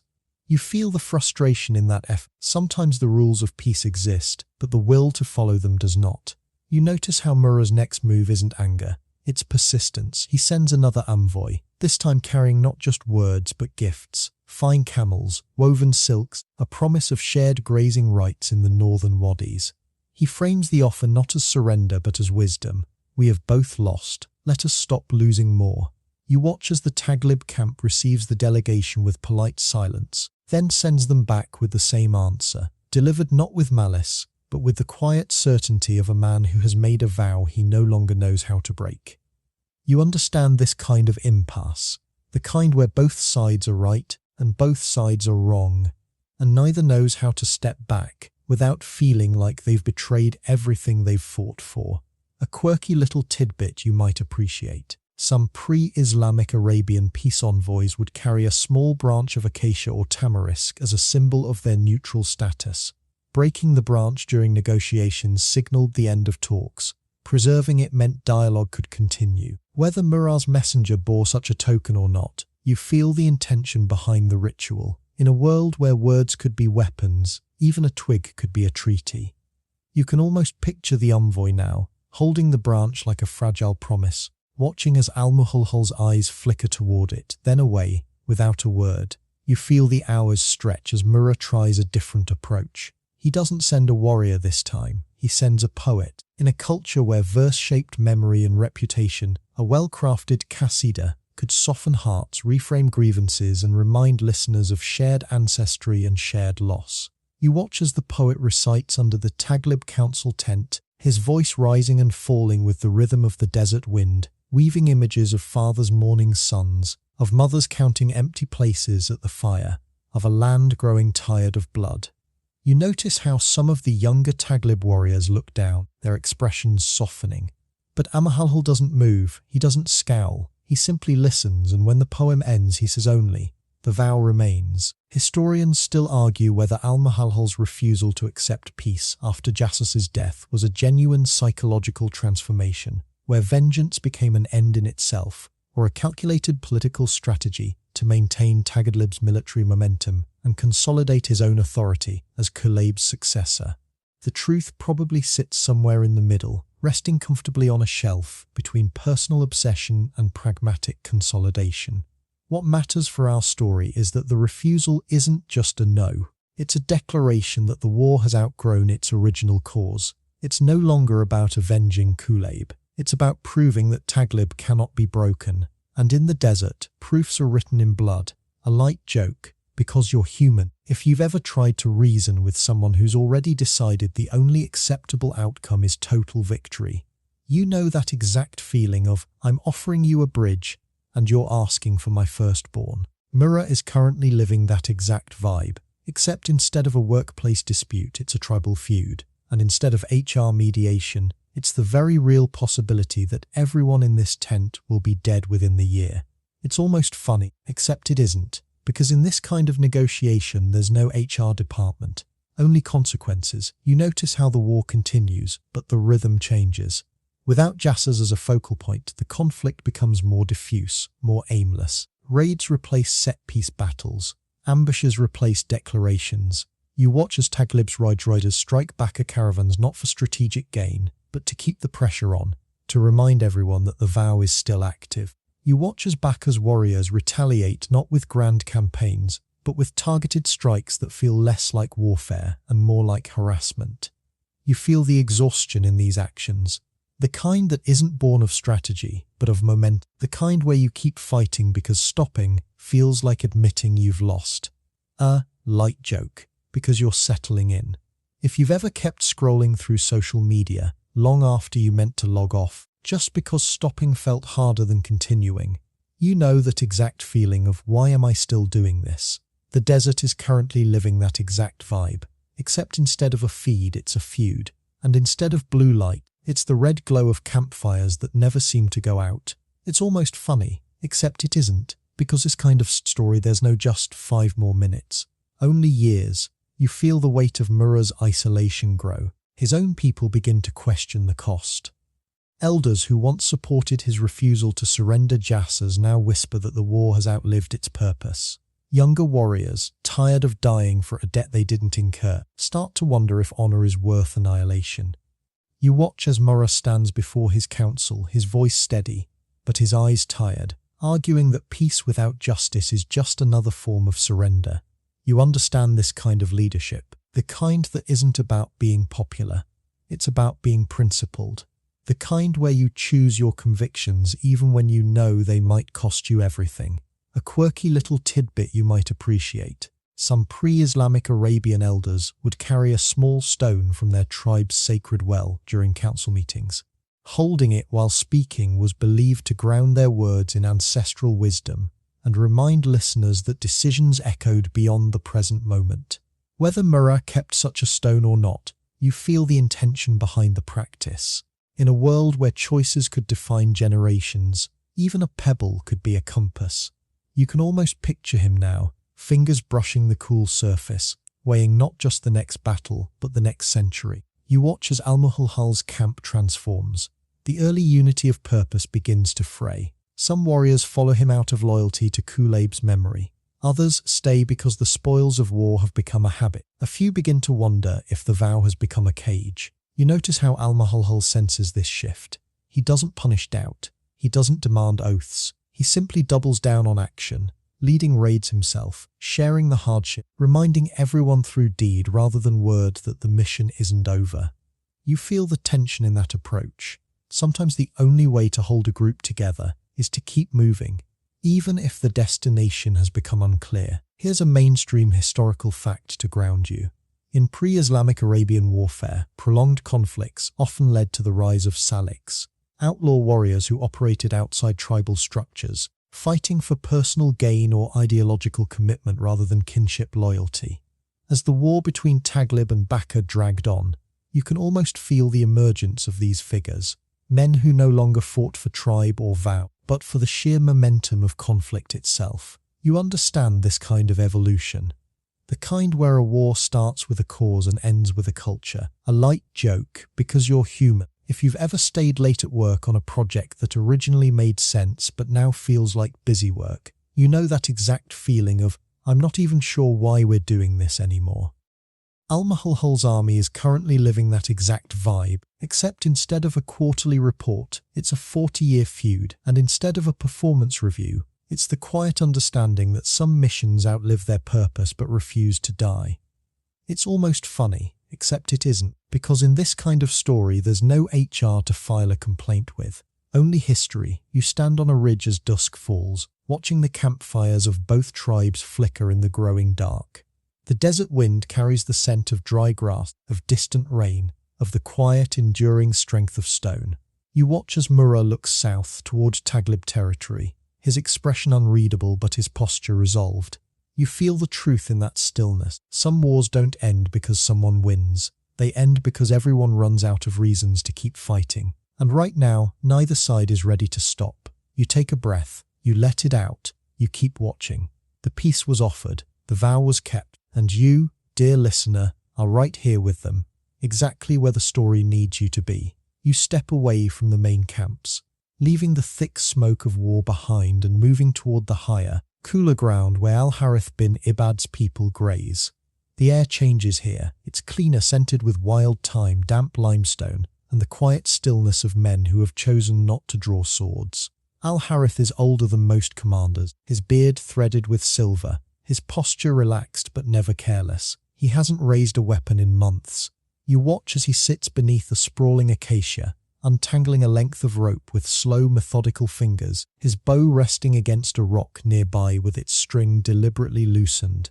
This isn't neglect, it's discipline. In a desert where readiness is currency, choosing stillness is the hardest vow of all. Here's a mainstream historical fact to ground you. In pre-Islamic Arabian tribal diplomacy, formal neutrality was recognized and respected through specific verbal formulas, most famously, Laysa li fihi nakatan wala jamal. I have no camel in this affair, nor any stake. It wasn't cowardice, it was a legally and culturally binding declaration that a tribe would neither aid nor oppose, preserving its own people, herds, and political autonomy while letting rivals exhaust each other.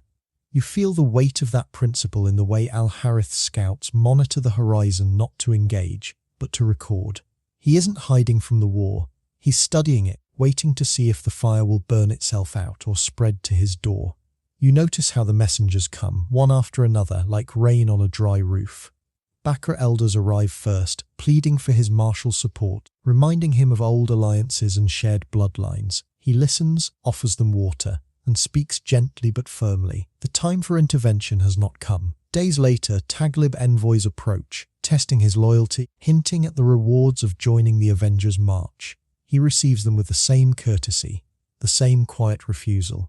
You watch as he turns down alliances not with arrogance, but with the weary clarity of a man who has seen too many young men die for old men's pride. He has daughters to protect, young warriors who haven't yet earned their scars, herds that need seasonal migration routes kept clear. In his eyes, neutrality isn't absence, it's active preservation, a quirky little tidbit you might appreciate. Some pre-Islamic Arabian leaders who declared neutrality would symbolically seal their own weapons in clay vessels buried beneath the floor of the main tent. The ritual wasn't just practical, it was a public, physical vow to the tribe that violence was off the table until the crisis passed, and breaking the seal required a formal council vote.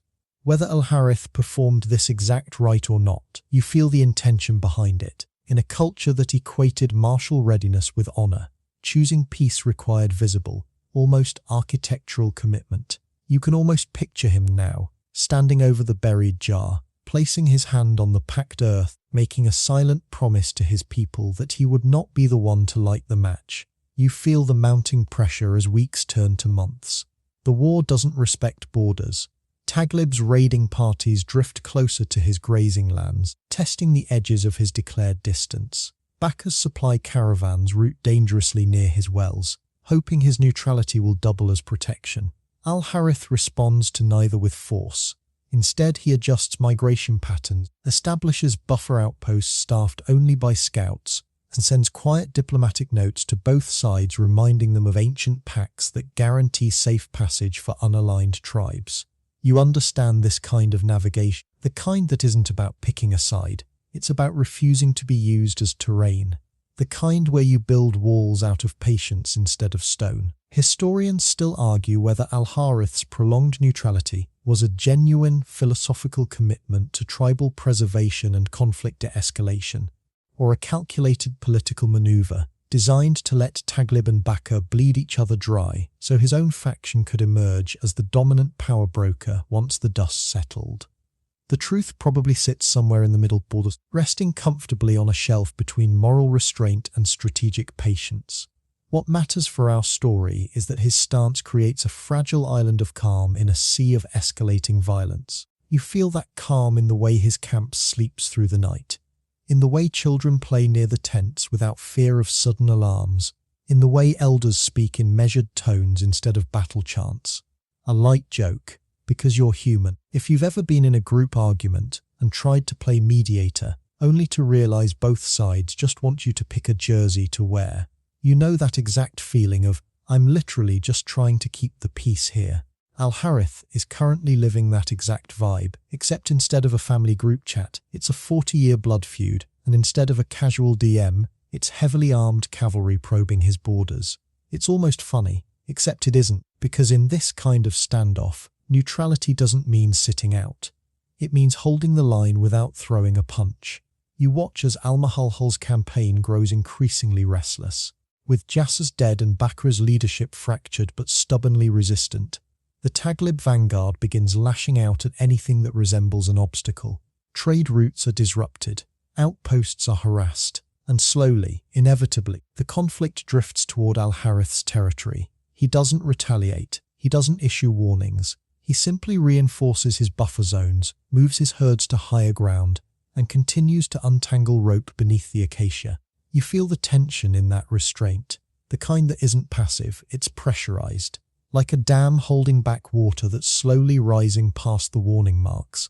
A quirky little tidbit you might appreciate. Desert commanders who maintained neutrality often employed shadow shepherds.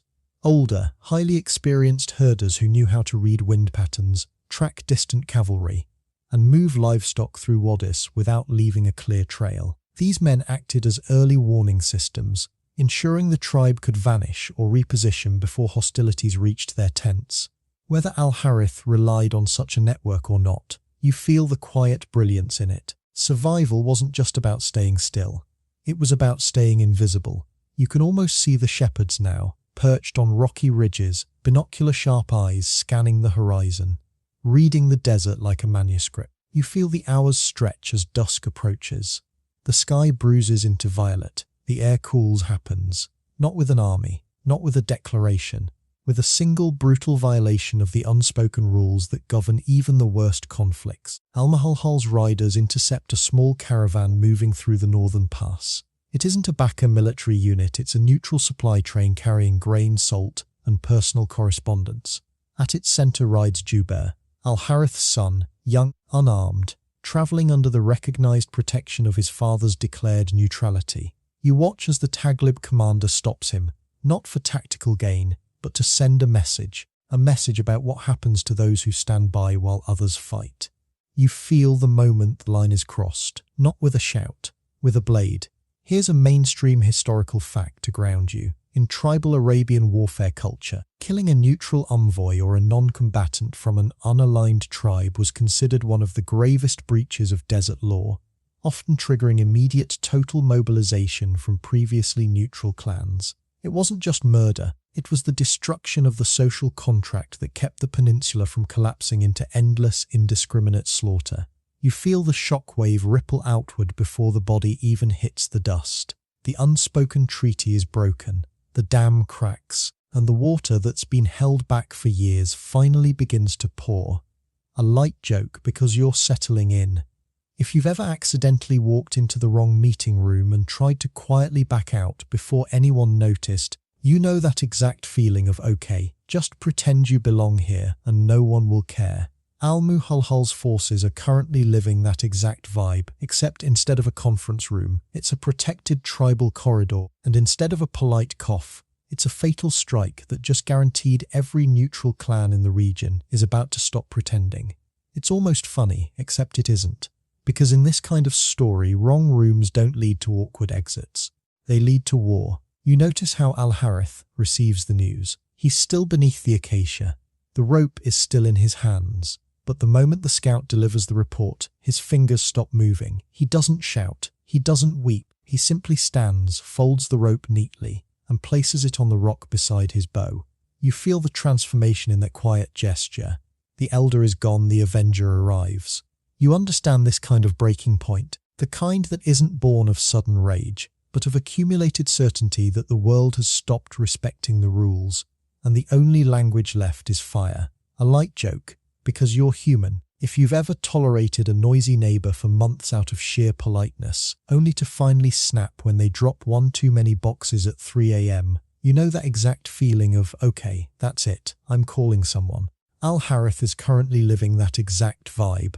Except instead of calling the landlord, he's untying a bowstring, and instead of a noise complaint, it's a 40-year war that just forgot to read the room. It's almost funny, except it isn't. Because in this kind of story, there's no superintendent, only consequences.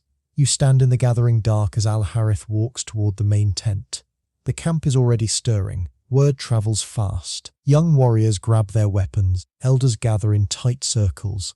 The quiet preservation of months collapses into the loud, necessary mobilization of minutes. You feel the truth in the air. Neutrality was a bridge, and someone just burned it from both sides. Al-Harith doesn't look back at the acacia. He doesn't look back at the buried clay vessel. He looks north, and for the first time in years, his eyes hold the cold, clear light of a man who has nothing left to lose but his word. You take a breath. You let it out. You keep watching. The line has been crossed. The elder is awake, and you, dear listener, are right here with them, exactly where the story needs you to be. You feel the silence after the strike, heavy and absolute, as if the desert itself has stopped breathing. The dust hasn't even settled yet, but you already know the shape of what's happened. Jubair lies on the packed earth, his travel cloak spread out like a sudden, unwelcome stain against the pale stones. He wasn't a warrior. He was a son, a messenger, a young man riding under the quiet protection of his father's declared neutrality. And across from him stands Al-Muhalhal, his blade still raised, his chest rising and falling in steady, measured breaths. There's no gloating in his posture, no theatrical rage. Just the cold, quiet certainty of a man who has drawn a line and erased it with a single motion. You watch as the Taglib riders lower their weapons, waiting for a command, for a justification, for something to make sense of the blood pooling in the dirt. And then Al-Muhalhal speaks, his voice flat, carrying the weight of an equation already balanced in his mind. This is for the sandal strap of Kulib's shoe. Here's a mainstream historical fact to ground you. In pre-Islamic Arabian tribal jurisprudence, compensation for harm wasn't always proportional in the modern sense. The Daya system recognized symbolic injuries as deeply as physical ones, and honor violations were often quantified through elaborate metaphors. A stolen blade might equal 100 camels, a broken promise might demand a blood price, and the degradation of a leader's personal effects could be treated as an attack on his entire lineage. Al-Muhalhal's claim isn't random cruelty, it's a cultural translation. He's saying the loss of Kulib, the pillar of his tribe, has been reduced to something as trivial as a leather strap, and the desert's only acceptable currency to balance that ledger is a life. You feel the brutal logic of it, even as your stomach tightens at the disproportion. You notice how the words land. They don't echo, they sink. A piece of cured leather worn thin by miles of marching, frayed at the edges, holding together nothing more significant than a foot and the ground it walks on. And yet, in the economy of desert honor, it has become the anchor for execution. You watch as Al-Muhalhal sheathes his sword, the metallic scrape sounding impossibly loud in the still air. He doesn't look at Jubair's body. He looks past it, toward the northern horizon where Al-Harith's camp sits, unaware that the last thread of restraint has just been cut. You understand this kind of escalation. The kind where a metaphor hardens into policy, where poetic grief becomes operational doctrine, where a man stops fighting for justice and starts fighting for symmetry. A quirky little tidbit you might appreciate. Pre-Islamic Arabian tribes often swore binding oaths by placing their hands on leather goods, saddle straps, shield cords, or yes, sandal thongs, believing that leather, as a material once living and now preserved, carried the weight of endurance and truth. Breaking an oath sworn on leather was considered worse than breaking one sworn on stone, because leather could be stretched, knotted, and repurposed, just like honor. Whether Al-Muhalhal's reference to the sandal strap tapped into this older ritualistic layer or not, you feel the intention behind it. He isn't just naming an object, he's invoking a contract, a broken promise, a debt that can only be settled in flesh. You feel the shock ripple outward, carried on the wind before it's carried on messengers. The caravan escorts who survive the interception stand frozen, their hands still on their reins, their minds struggling to process the math. A son for a strap, a future for a fragment. It doesn't compute in any ledger except the one written in blood and memory. You watch as Al-Muhalhal turns to his riders, his voice quiet but carrying. Tell his father I took only what was owed. Tell him the war no longer asks for permission. You understand the shift in those words. This isn't vengeance anymore, it's declaration. And declarations, once spoken into the dry air, cannot be called back. Historians still argue whether the sandal strap justification was a literal reference to a specific personal item lost during Kulib's final days, a poetic metaphor for the trivialization of noble blood, or a later literary invention crafted by Baka chroniclers to paint Al-Muhalhal as increasingly unhinged and morally bankrupt. The truth probably sits somewhere in the middle, resting comfortably on a shelf between oral embellishment and historical trauma. What matters for our story is that the phrase becomes a fracture point. It shatters the illusion that this conflict can be bounded by rules, by honor, by the quiet agreements that keep even the worst wars from becoming total annihilation. A light joke, because you're human. If you've ever returned a slightly damaged item to customer service and watched the clerk treat it like a national security breach, you know that exact feeling of, it's just a scuff. Why are we filing a report? Al-Muhalhal is currently living that exact vibe, except instead of a scratched phone case, it's a fractured tribal treaty, and instead of a manager escalation, it's a blood debt that now demands a life. It's almost funny, except it isn't, because in this kind of story, there's no return policy, only consequences. You notice how the camp around him reacts. There's no cheering, no raised swords, just the heavy, uncomfortable silence of men who followed a commander into war but didn't sign up for slaughter. Some shift their weight, some glance at the ground. You feel the quiet unease settling over the Taglib ranks. They understand loyalty, they understand grief, but this feels different. This feels like the moment a cause stops being a shield and becomes a sword. And swords, once drawn for anything less than survival, tend to turn in the hand.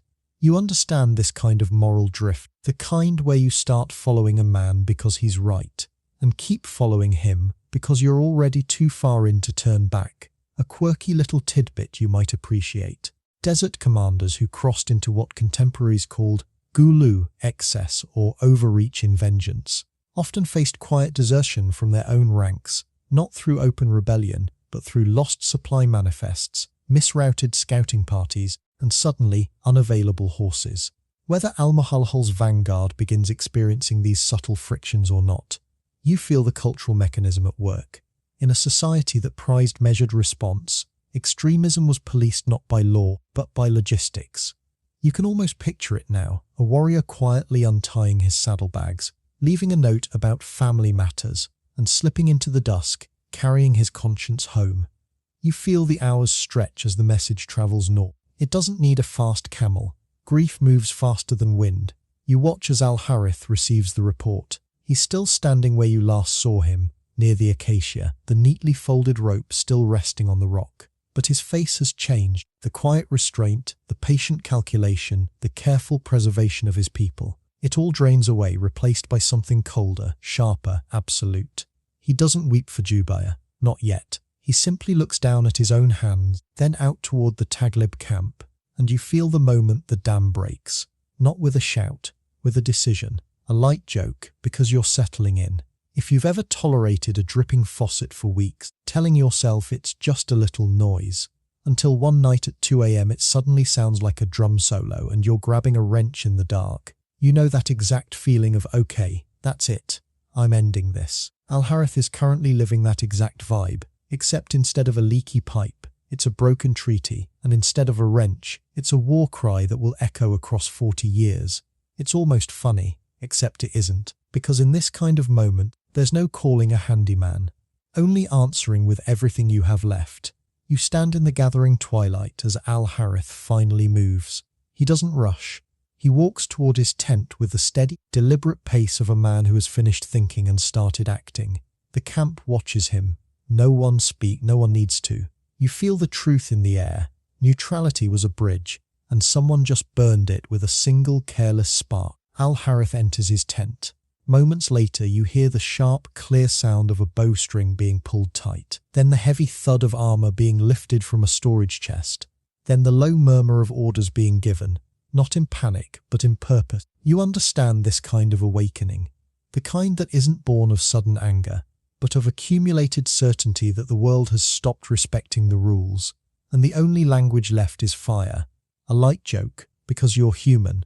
If you've ever spent months politely ignoring a bad habit in a friend, only to finally snap when it ruins your favorite sweater, you know that exact feeling of, I tried, I really did, but now we're doing this. The desert is currently living that exact vibe, except instead of a ruined garment, it's a murdered son, and instead of a tough conversation, it's a full tribal mobilization that will reshape the peninsula. It's almost funny, except it isn't, because in this kind of story there's no dry cleaning. Only ash. You take a breath, you let it out, you keep watching. The strap has been named, the sun has fallen. And you, dear listener, are right here with them, exactly where the story needs you to be. You step out of the tent and into the cool evening air, following Al-Harith as he moves toward the stables. The camp has already gathered, drawn by the heavy thud of armor and the quiet, electric certainty that the long silence is over. You watch as he stops before a stall where a mare waits, her coat the color of wet sand, her legs long and lean, her ears pricked forward with an intelligence that feels almost human. This isn't just a horse. This is Al-Nama, the ostrich, named for a gait so swift and smooth that riders swore she seemed to glide rather than run. She was bred for distance, trained for endurance, and kept carefully rested while Al-Harith practiced patience. But patience has an expiration date, and tonight it has finally run out. Here's a mainstream historical fact to ground you. In pre-Islamic Arabian society, war horses weren't mere transport. They were meticulously documented lineages, often more valuable than entire herds of camels. A single well-bred mare could shift the outcome of a raid, secure alliances, or carry a poet's verses across hundreds of miles of desert. Breeding records were memorized, not written, passed down through generations like sacred texts, because in a landscape without roads, speed was survival, and bloodlines were maps. You feel that heritage in the mare's stance, shoulders low, breath steady, muscles coiled like drawn bowstrings, waiting for the command that will turn stillness into motion. You watch as Al-Harith reaches for a curved blade. He doesn't use it for violence tonight. Instead, he steps to the mare's side, gathers the long hair at the crown of her head, and cuts it short. Then he moves to her tail, plucking and trimming it until it's sharp, practical, stripped of ceremony. It's not vanity, it's ritual. In desert tradition, clipping a horse's mane and tail was a visible sign that mourning had ended and war had begun. The animal was no longer kept for beauty or leisure. It was being prepared for dust, for sweat, for the long, grinding work of vengeance. You notice how the mare doesn't flinch. She simply shifts her weight, her dark eyes tracking his hands, accepting the transformation as readily as the man wearing it. A quirky little tidbit you might appreciate. Some pre-Islamic cavalrymen would rub their horses' withers with a paste of crushed frankincense, camel hump fat, and fine desert ash before long campaigns. The mixture didn't just protect against chafing from heavy saddles. It released a faint resinous scent that was believed to calm the animal's nerves and mask the sharp metallic odor of fierce sweat during prolonged engagements. Whether Al-Nama carried such preparations or not, you feel the quiet intention behind it. In a world where trust between rider and mount could mean the difference between a clean retreat and a fatal stumble, even grooming was a form of diplomacy. You can almost picture him now, palms pressing into the warm coat, whispering the old cadences, reminding both of them what they're here to do. You stand in the center of the gathering as Al-Harith swings into the saddle. The leather creaks. His boots find the stirrups. His posture straightens, shedding the heavy slouch of the elder and settling into the balanced readiness of the commander. The camp falls completely quiet. No drums, no shouts. Just the soft shift of weight on sand, the low murmur of wind through acacia branch, the steady rhythm of breathing from 1,000 men and women who have waited years for this exact moment. You watch as Al-Harith raises his voice, not in a bark, but in a recitation. He doesn't issue orders, he recites verse. The poem begins low, almost conversational, weaving grief into meter. He speaks of Jubair, of the quiet goodness of a son taken too soon, of the mothers who will weep when the desert wind carries news of broken lineages. Then the rhythm shifts. The tempo tightens, his voice rises, carrying over the tents, rolling down the wadis, bouncing off the rocky outcrops that border the camp. He rejects the insult outright. They killed his boy for a sandal strap, and the desert will not trade the heads of men for the price of leather. He calls the tribe to arms not with threats, but with certainty. Bring the mare's tether closer to me. We will not sell men like we sell shoes. The words aren't just poetry, they're a contract, and you feel it settle over the camp like armor being buckled, strap by strap. Historians still argue whether Al-Harith's famous war cry was composed spontaneously in the raw aftermath of Jubair's death, or whether it was refined later by Backer court poets who crystallized oral fragments into a cohesive qasida to strengthen tribal identity during the conflict's final phases. The truth probably sits somewhere in the middle, resting comfortably on a shelf between battlefield improvisation and literary preservation. What matters for our story is that the verse works as a catalyst. You feel the shift in the air as the recitation ends. The quiet grief hardens into focused fury. Swords are drawn not with chaotic clangor, but with the synchronized scrape of men who have finally stopped wondering if the fight is worth it. A light joke, because you're human. If you've ever sat through a painfully long meeting where nobody said anything useful, only to have one person finally stand up, clear their throat, and say exactly what everyone was thinking, you know that exact feeling of, oh, thank goodness, we're actually doing this now. Al-Harith's camp is currently living that exact vibe, except instead of a corporate agenda, it's a 40-year blood feud, and instead of a PowerPoint slide, it's a war poem that just handed out marching orders. It's almost funny, except it isn't, because in this kind of story, there's no let's circle back. Only forward. You notice how the rally spreads beyond Barca. Allies who had been hesitating suddenly step forward, bringing extra horses, extra weapons, extra hands. Neutral clans who had been watching from the ridges begin descending into the valley, their scouts reporting that the dam has broken and the flood is moving. You feel the momentum building, not like a sudden explosion, but like a river finally finding its channel after years of being blocked by stones. Al-Harith doesn't look surprised. He doesn't celebrate. He simply turns Al-Namar toward the northern trail, checks the girth one last time, and lets the first step fall. A quirky little tidbit you might appreciate. Desert cavalry units often trained their horses to respond to specific poetic meters or rhythmic drum patterns that signaled different gaits. A steady, slow beat meant a measured advance. A rapid, syncopated rhythm meant a full charge, and a sudden, sharp silence meant an immediate halt. Whether Al-Namar's hooves were already attuned to the cadence of her rider's verse or not, you feel the deeper truth behind it. In a culture where poetry shaped reality, even the rhythm of a march was a language. You can almost hear it now, hooves striking earth in time with the lingering echo of the recitation, turning grief into geography. You feel the hours compress as the column moves out. The camp doesn't scatter, it organizes. Scouts take the lead, reading the terrain, marking safe passes, avoiding open flats where Taglib's cavalry could catch them exposed. Archers ride on the flanks, quivers full, bows unstrung but ready. The centre holds the heavy infantry, men who have spent months untangling ropes and waiting for the word that finally means enough. You watch as Al-Harith rides at the front, his back straight, his eyes fixed on the darkening horizon. He doesn't look back at the acacia. He doesn't look back at the quiet years. He looks only forward, toward the place where the debt will be collected, toward the war that will no longer be measured in skirmishes, but in decisive, crushing force. Here's a mainstream historical fact to ground you. The Battle of Talaq al-Limam, which follows this mobilization, gets its name from the ritual shaving of warriors' heads before combat. It wasn't just a symbol of mourning. It was a practical and psychological tactic. Shaving reduced the risk of enemies grabbing hair in close quarters, kept the scalp cooler under heavy sun, and served as a visible, irreversible commitment. Once the hair was cut, retreat was no longer an option. You feel that truth in the way the men ride now, not with the restless energy of raiders, but with the heavy, grounded certainty of men who have already said their goodbyes and are simply waiting for the moment to make them count. A light joke, because you're settling in. If you've ever packed for a trip so thoroughly that you realized halfway to the airport you forgot your actual boarding pass, you know that exact feeling of, I prepared for everything except the thing that actually matters.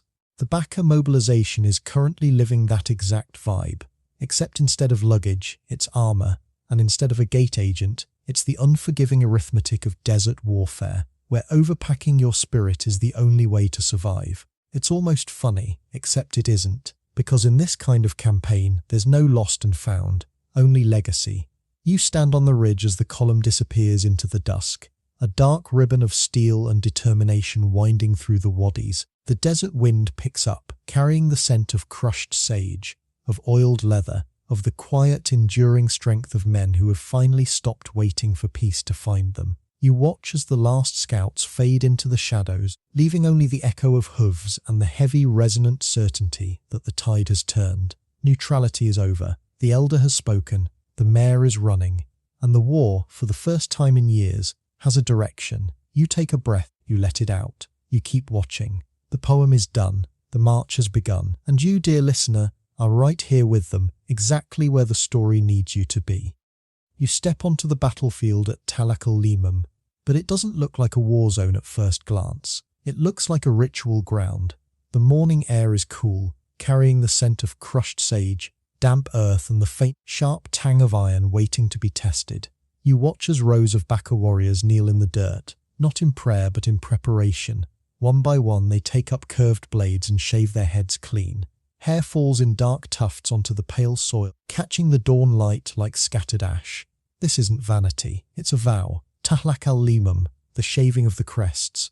A physical promise that retreat is no longer an option, that the men entering this fight have already let go of the world behind them. You feel the weight of that silence. No drums, no chants, just the rhythmic scrape of steel against scalp, and the steady, grounded breathing of men who have decided to die well, if they cannot live victorious. Here's a mainstream historical fact to ground you. In pre-Islamic Arabian warfare, the ritual shaving of hair before major engagements wasn't merely symbolic. It served practical purposes, reducing heat exhaustion under heavy head coverings, preventing enemies from grabbing hair during close quarters grappling, and eliminating parasites during prolonged campaigns. But culturally, it marked a psychological point of no return. Once the crest was shaved, a warrior was considered bound by honor to fight to the end. You feel that dual purpose in the way the men work, efficient, methodical, treating the blade not as a weapon yet, but as a tool of commitment, a quirky little tidbit you might appreciate. Some desert fighters would collect their shorn hair and braid it into small cords that they'd wrap around their spear shafts or bow grips. The hair, believed to carry the owner's essence and oath, acted as a personal talisman and a tactile reminder during combat that backing down meant dishonoring one's own name. Whether the Baka warriors at Tahlak al-limam did this or not, you feel the psychological architecture of the practice. In a world where survival often depended on mental fortitude, even a strand of hair could become an anchor.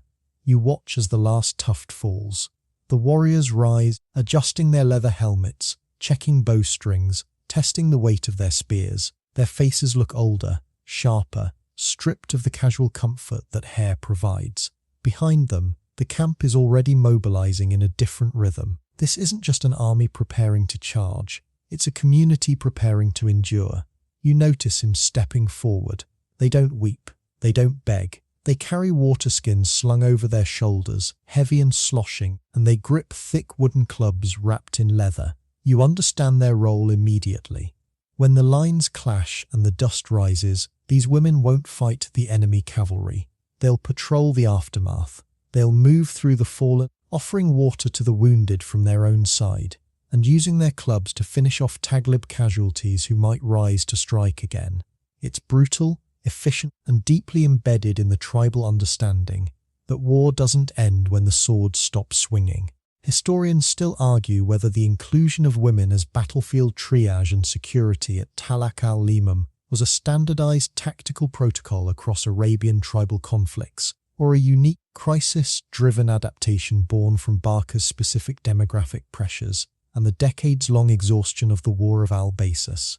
The truth probably sits somewhere in the middle, resting comfortably on a shelf between established desert custom and situational necessity. What matters for our story is that their presence shifts the psychology of the engagement. The men fight not just for victory, but for the knowledge that their kin will be there to honor their survival or avenge their fall.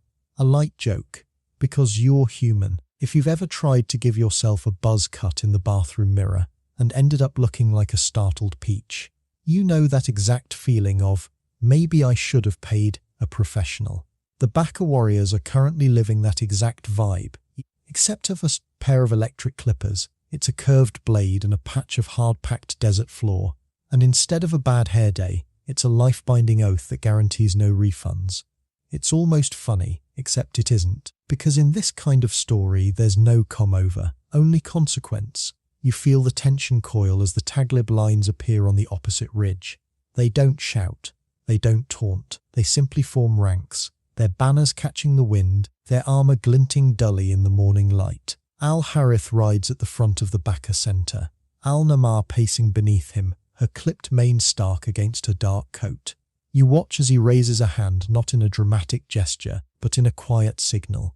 The line shifts forward, boots press into dirt, spears angle upward. The air grows thick with the collective exhale of an army that has spent years waiting for this exact convergence. A light joke, because you're settling in. If you've ever watched a standoff in a movie where both sides just stare at each other for way too long before anything happens, you know that exact feeling of, come on, we don't have all day. The armies at Talak al-Limam are currently living that exact vibe, except instead of dramatic background music, it's the wind whistling through shaved heads, and instead of a director yelling cut, it's the slow, inevitable realization that one of these groups isn't going home. It's almost funny, except it isn't, because in this kind of standoff, the silence isn't suspense. It's gravity. You feel the impact before you hear it. The first wave of cavalry charges, hooves tearing up the earth, dust rising like a sudden storm. Archers loose their arrows in synchronized volleys, the sky briefly darkening with feathered trajectories. Steel meets wood, wood meets flesh, and the valley erupts into the chaotic, rhythmic percussion of close combat. You watch as the backer lines hold. They don't break, they don't retreat. They absorb the charge, lock shields, and push back with the heavy, grounded momentum of men who have already shaved away their escape routes. The women move along the flanks, their steps measured, their eyes sharp. You see one kneel beside a fallen backer warrior, pressing a water skin to his lips, her voice low and steady. You see another step toward a groaning Taglib fighter, raise her club, and bring it down with efficient finality. There's no malice in it, just necessity, a light joke, because you're human. If you've ever tried to clean up after a house party and realized halfway through that someone left a bowl of punch on the good rug, you know that exact feeling of okay, deep breaths, just tackle it one spill at a time. The battlefield women are currently living that exact vibe, except instead of fruit punch, it's a valley full of casualties, and instead of paper towels, it's water skins and wooden clubs. It's almost funny, except it isn't, because in this kind of cleanup, there's no insurance claim, only endurance. You stand in the center of the fray as the tide turns. Taglib's formation fractures, not from cowardice, but from exhaustion, from the sheer weight of a foe that refuses to break, that fights with the cold certainty of men who have already accepted their ends. You watch as Al-Harith directs the pursuit, his voice carrying over the din, his posture unbroken. The sun climbs higher, the dust settles into a fine golden haze, and slowly the valley grows quiet again. Not peaceful, never peaceful, but quiet. You feel the cost in the way the ground is littered with fallen weapons, in the way survivors move with stiff, deliberate steps, in the way the women continue their grim rounds, offering water to friends and denying it to foes. You take a breath, you let it out, you keep watching. The crests are shaved, the line has held, and you, dear listener, are right here with them, exactly where the story needs you to be. You feel the aftermath of Talak al-Limam settle over the valley like a heavy woolen cloak. The dust is finally sinking back to earth, revealing the scarred landscape of broken spears, discarded shields, and the quiet, laboured breathing of survivors. Al-Harith moved through the ranks, his armour dented, his cloak stiff with dried sweat and dust, his eyes scanning the ground for threats, for prisoners, for anything that might tip the final balance of this long, grinding war. You watch as his scouts drag a captive forward. The man's face is weathered, cracked like old pottery, his beard tangled with desert burrs, his tunic patched and faded. Years of campaign have stripped away the courtly bearing, leaving only the hard, unrecognizable geometry of survival. Al-Harith looks at him, really looks at him, and sees just another exhausted prisoner. He doesn't recognize the shorn hair, the sharp eyes, the quiet intensity. He doesn't see Al-Muhalhal. He sees only a man who needs to be processed. Here's a mainstream historical fact to ground you. In pre-Islamic Arabian warfare, high-status captives were rarely executed on the spot. Instead, they were held for ransom, political leverage, or formal integration into the captor's tribe, depending on their lineage and strategic value. Recognizing a prisoner's identity wasn't just a courtesy. It was a tactical necessity that dictated whether a war could be concluded through diplomacy, or would simply continue to feed the cycle of blood. You feel that reality in the way Al-Harith's scribe steps forward, stylus ready, waiting for a name, a tribe, a lineage that can be logged into the ledger of war. But the captive doesn't offer his name immediately. He watches Al-Harith with a calm that feels almost unnatural in the chaos, his voice steady when he finally speaks. I can give you what you want most. I can point out Al-Zir Salem himself, but I require a guarantee of my release. You notice how Al-Harith pauses. The offer is too precise, too perfectly timed. But the valley is littered with dead men, and the living are running on fumes. He's tired, they all are. And in the desert, pragmatism often outweighs suspicion. He nods, invoking the old oath of Ammon, safe conduct guaranteed by tribal honor, binding as iron. He swears that if the captive delivers the avenger, he will be freed unharmed. His blood price waived, his name cleared. The captive accepts. The pact is sealed not with a handshake, but with a quiet exchange of gazes that carries the full weight of a culture where a spoken word is as enforceable as a written contract. You understand this kind of gamble, the kind where you trade certainty for a chance, betting that the universe will honor its own rules even when you're too exhausted to enforce them yourself. A quirky little tidbit you might appreciate. Some pre-Islamic Arab commanders used lineage riddles to verify the identity of disguised or weathered prisoners. Instead of asking for a name directly, which could be easily falsified, they'd ask the captive to recite the maternal lines of their tribe or name the specific water sources associated with their ancestral grazing grounds. Faces could age, voices could crack, but genealogical memory was considered unbreakable. Whether Al-Harith employed such a verification method or not, you feel the cultural architecture at play.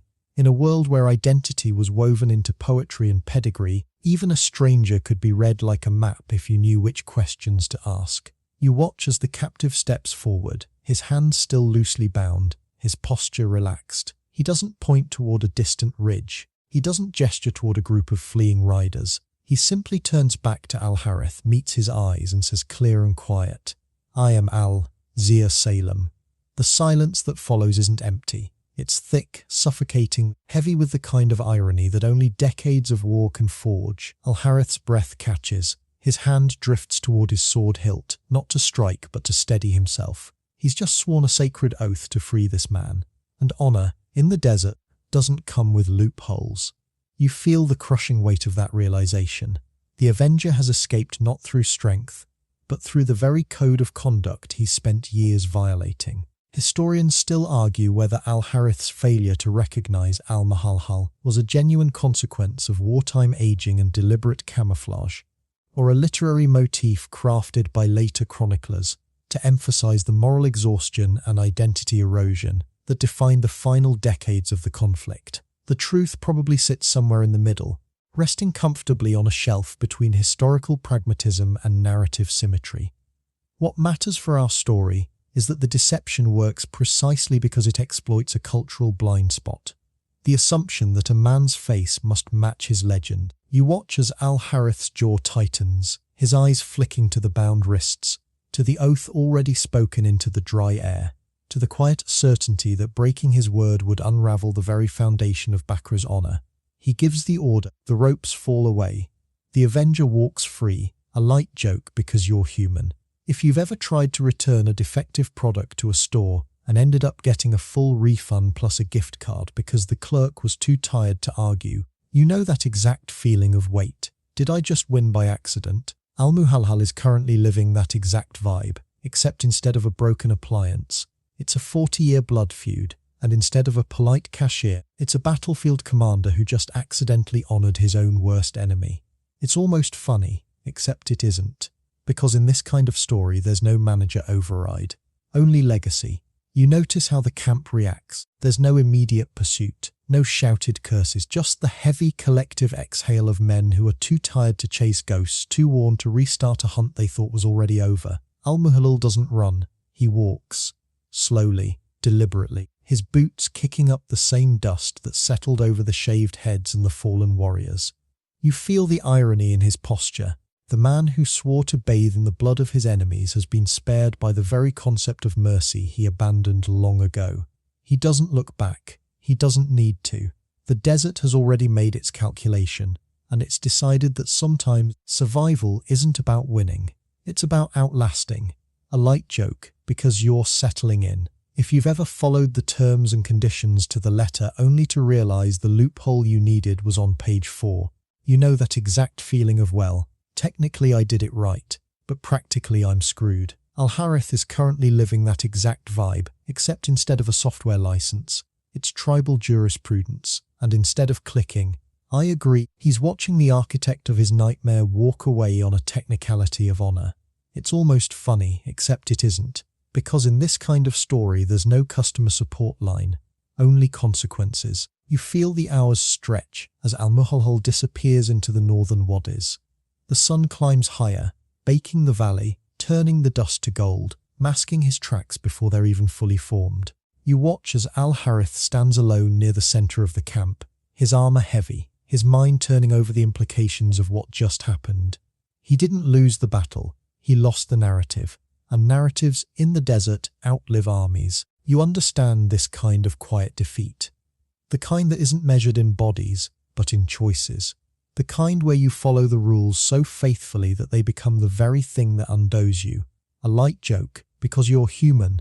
If you've ever tried to assemble flat-pack furniture without reading the manual, and somehow ended up with a perfectly sturdy table, only to realize you used all the screws meant for the chairs. You know that exact feeling of it works, but at what cost?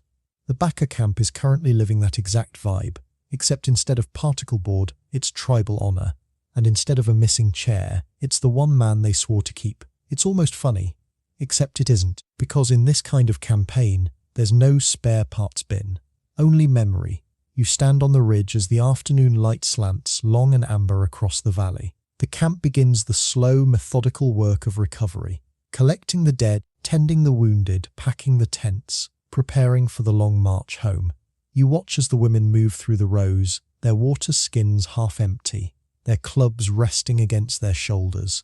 You feel the exhaustion in every step, in every quiet exchange, in the way even the wind seems to move slower, heavier, as if the desert itself is tired of counting the dead. Al-Muhalhal is gone, but the war isn't over, it's just changed shape, and you understand this kind of lingering tension, the kind where victory feels hollow and survival feels like a compromise.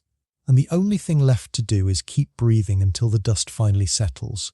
You take a breath, you let it out, you keep watching. The oath has been kept, the avenger has slipped away. And you, dear listener, are right here with them, exactly where the story needs you to be.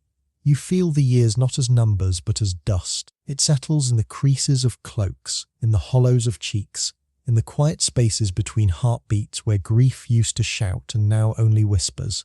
40 cycles of seasons have turned the desert from a stage of raids into a graveyard of echoes. You walk through what remains of a Baka encampment, then a Taglib one, and the difference has long since dissolved into the same weary geometry of patched tents, aging camels and women whose eyes have memorized the exact shape of absence. The war hasn't just lasted 4 decades, it has consumed them, and you stand in the center of it, watching as the desert itself seems to sigh, tired of holding so much weight, as if the very sand has grown too heavy to shift. Here's a mainstream historical fact to ground you. Demographic studies of prolonged pre-Islamic tribal conflicts suggest that continuous multi-generational warfare led to severe population contraction, particularly among males of prime fighting age. The desert didn't keep paper censuses, but it kept ledgers in the sudden reliance on boys too young to shave and men too old to run, in the quiet recalibration of what strength even meant, in the way grazing herds shrank until sharing them became more practical than fighting over them. You feel that demographic reality in the way camp perimeters tighten, in the way watch rotations grow shorter, because there simply aren't enough bodies to cover the night, in the way elders speak not of glory, but of survival, as if it's the only victory left to claim. A quirky little tidbit you might appreciate. Some desert communities developed a practice historians later called Sukun al-Dam, the stilling of tears, where mothers would gradually stop weeping openly after crossing a certain threshold of loss, not from emotional numbness, but from a cultural understanding that public mourning had become a currency that devalued with every passing year. Instead, grief was redirected into domestic architecture, weaving specific geometric patterns into rugs that recorded lost names, humming lullabies with altered rhythmic cadences that signaled missing sons, or leaving small unmarked stones at crossroads as silent markers for travelers who would never return. Whether the women of Baka and Taglib observed this exact custom or not, you feel the psychological architecture behind it. When sorrow outlives the capacity to cry, It finds quieter homes woven into the daily rhythm of keeping everyone else alive. You notice how the children move through the camps. They don't play at war anymore. There's no romance in it when you've grown up watching fathers leave for raids and return as names spoken in past tense, when the stories around the fire aren't about heroes but about empty saddles. You watch a young girl carefully mend a tear in a leather saddlebag, her fingers moving with the practiced efficiency of someone who has learned that replacement is a luxury and adaptation is the only law that matters. You understand this kind of maturation, the kind where childhood isn't stolen all at once, but traded piece by piece for necessity. And if you've ever tried to explain a complicated family feud to a toddler who just wants to know why dinner is always late, you know that exact feeling of maybe we should just skip the backstory. The desert is currently living that exact vibe, except instead of a missed meal, it's a missing generation, and instead of a bedtime story, it's a 40-year inventory of everyone who didn't make it home. It's almost funny, except it isn't, because in this kind of story, there's no skipping chapters, only living with them. Historians still argue whether the eventual exhaustion that paved the way for peace in the War of Al Basous was primarily driven by demographic depletion and economic collapse, or by a gradual cultural shift in how tribal honor was conceptualized, moving from endless, ritualized vengeance toward pragmatic coexistence and resource sharing. The truth probably sits somewhere in the middle, resting comfortably on a shelf between material reality and philosophical fatigue. What matters for our story is that the war hasn't been won. It has simply outgrown its own purpose. You feel that truth in the way raiding parties grow smaller, in the way treaties are proposed not with triumph but with quiet resignation, in the way warriors who once fought for legacy now fight, because stopping would mean admitting the last 40 years were for nothing. You watch as the elders gather beneath a lone acacia, their voices low, their argument stripped of poetry and polished rhetoric. They don't debate honor anymore. They debate water rotation schedules, the practical logistics of moving herds without triggering old patrol routes, the arithmetic of how many young men can be spared to rebuild wells instead of manning watchtowers. One man, missing an arm, gestures toward the horizon and says quietly, "We are fighting over dust that belongs to ghosts." You feel the weight of that sentence settle over the circle. It's not defeat, it's clarity. And clarity in the desert arrives only after the storm has burned through everything it could touch. If you've ever stayed up until 3 a.m. arguing about something that suddenly feels completely pointless, you know that exact feeling of, wait, why are we even doing this? The tribal councils are currently living that exact vibe, except instead of a trivial disagreement, it's the legacy of 4 decades of bloodshed, and instead of closing a browser tab, it's realizing the ledger has been in the red since the 2nd generation. It's almost funny, except it isn't, because in this kind of reckoning, there's no undo button. Only acceptance, a light joke, because you're settling in. If you've ever tried to keep a houseplant alive through a drought, and finally accepted that maybe it just wants to be a cactus now, you know that exact feeling of fine, adapt or don't, but I'm not crying over soil. The desert tribes are currently living that exact vibe, except instead of a wilting fern, it's an entire cultural paradigm, and instead of a new watering schedule, it's the quiet, mutual understanding that survival means letting go of the very reasons you started fighting in the first place. It's almost funny, except it isn't, because in this kind of evolution, there's no return policy, only forward motion. You stand in the fading light as the camp settles into evening routines. The fires burn lower, the stars emerge, indifferent and eternal, painting the sky in soft indigo and pale silver. You watch as a mother hums a lullaby to a child who will never know his grandfather, the melody soft, rhythmic, carrying the weight of everything unsaid but deeply felt. You feel the exhaustion in the air, thick and heavy, but beneath it, something else, a quiet, fragile readiness to stop. The war hasn't ended yet, the treaties aren't signed, but the desire to keep fighting has finally burned out, leaving only ash and the faint, stubborn ember of hope that maybe, just maybe, the next generation won't have to learn the names of the dead before they learn the names of the living. You take a breath, you let it out, you keep watching. The decades have passed, the ruin is complete, and you, dear listener, are right here with them, exactly where the story needs you to be. You feel the silence before you see the agreement. It doesn't arrive with trumpets or sealed parchments. It arrives with the slow, deliberate lowering of spears. You stand at the edge of a neutral wadi, where elders from Bakr and Taglib finally face each other across a patch of hard-packed earth. There's no fanfare, no poetic recitations about glory. Just tired men in faded cloaks, their faces mapped by decades of sun and grief, looking at one another with the quiet realization that they have simply run out of reasons to keep killing. One elder steps forward, drops his sword into the dirt, and says nothing. The other nods. It's done. The 40-year war ends not with a victory, but with a mutual exhale. Here's a mainstream historical fact to ground you. In pre-Islamic Arabian diplomacy, formal peace treaties were rarely dictated by military supremacy alone. They required recognized neutral arbitrators, often from respected priestly or poetic lineages, who facilitated negotiations through structured exchanges of hostages, grazing rights, and symbolic gestures like the joint burial of weapons or the sharing of a single water vessel. Crucially, tribal law recognized that a truce could be ratified by the consensus of elders and property-owning heads of household, even if individual warriors or blood claimants dissented. You feel that legal reality in the way the agreement is enacted. It isn't about convincing every grieving son to forgive. It's about the people who actually control the herds, the wells, and the future deciding that survival now outweighs the ledger of the past. A quirky little tidbit you might appreciate. Some pre-Islamic peace ceremonies involve the ritual untying of a tightly woven cord made from camel hair and dried sinew, known as the uqdat al-harb, the knot of war. The mediators would slowly unpick it strand by strand while reciting a formulaic verse acknowledging that what was bound in anger must be loosened in patience. Whether the elders at this truce used such a cord or not, you feel the psychological architecture of the practice. In a culture where words and objects carried binding weight, ending a conflict required a physical reversal of the act that started it.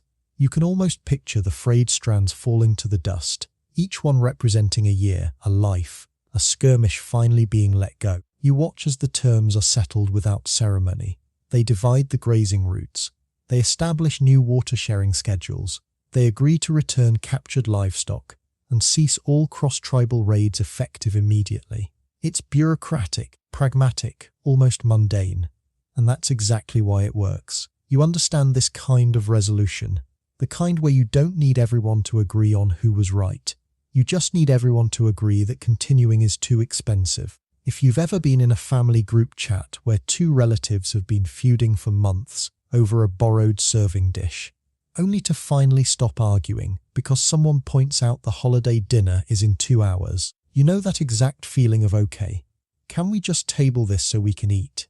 The tribal councils are currently living that exact vibe, except instead of a gravy boat, it's ancestral grazing lands, and instead of a holiday dinner, it's the collective survival of two exhausted populations. It's almost funny, except it isn't, because in this kind of peace there's no dessert, only tomorrow.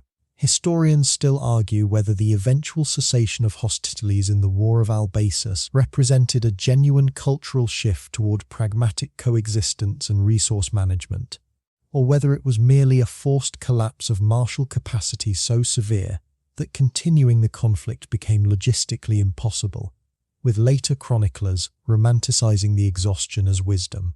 The truth probably sits somewhere in the middle, resting comfortably on a shelf between material necessity and narrative reframing. What matters for our story is that the peace is real, but it's incomplete. It covers the living, it covers the land, but it doesn't cover the man who swore the original vow. You notice how the news travels north, carried by merchants and scouts, moving faster than the rumors of battle ever did. It reaches the camps, the tents, the quiet wells where warriors have grown accustomed to the rhythm of violence. Some weep with relief, some sit in stunned silence. A few grip their weapons tighter, unwilling to accept that the ledger will never be balanced, but the majority simply lower their shoulders, untie their saddlebags, and begin the slow, unfamiliar work of living without a war to define them. You feel the weight of that transition. It's not joy, it's disorientation, like stepping off a moving train and realizing your legs still remember the rhythm of the tracks. A light joke because you're human. If you've ever tried to cancel a subscription service and finally got the confirmation email only to realize you don't actually know what to do with your free time anymore, you know that exact feeling of, wait, I spent so long fighting this, now what? The Baka and Taglib warriors are currently living that exact vibe, except instead of a monthly streaming fee, it's a 40-year blood feud, and instead of a blank weekend schedule, it's a sudden, deafening quiet where the only thing left to fight is your own memories. It's almost funny, except it isn't, because in this kind of story, there's no customer retention offer, only silence. You turn your attention north, away from the peace, to where the desert stretches into unfamiliar, rocky plateaus.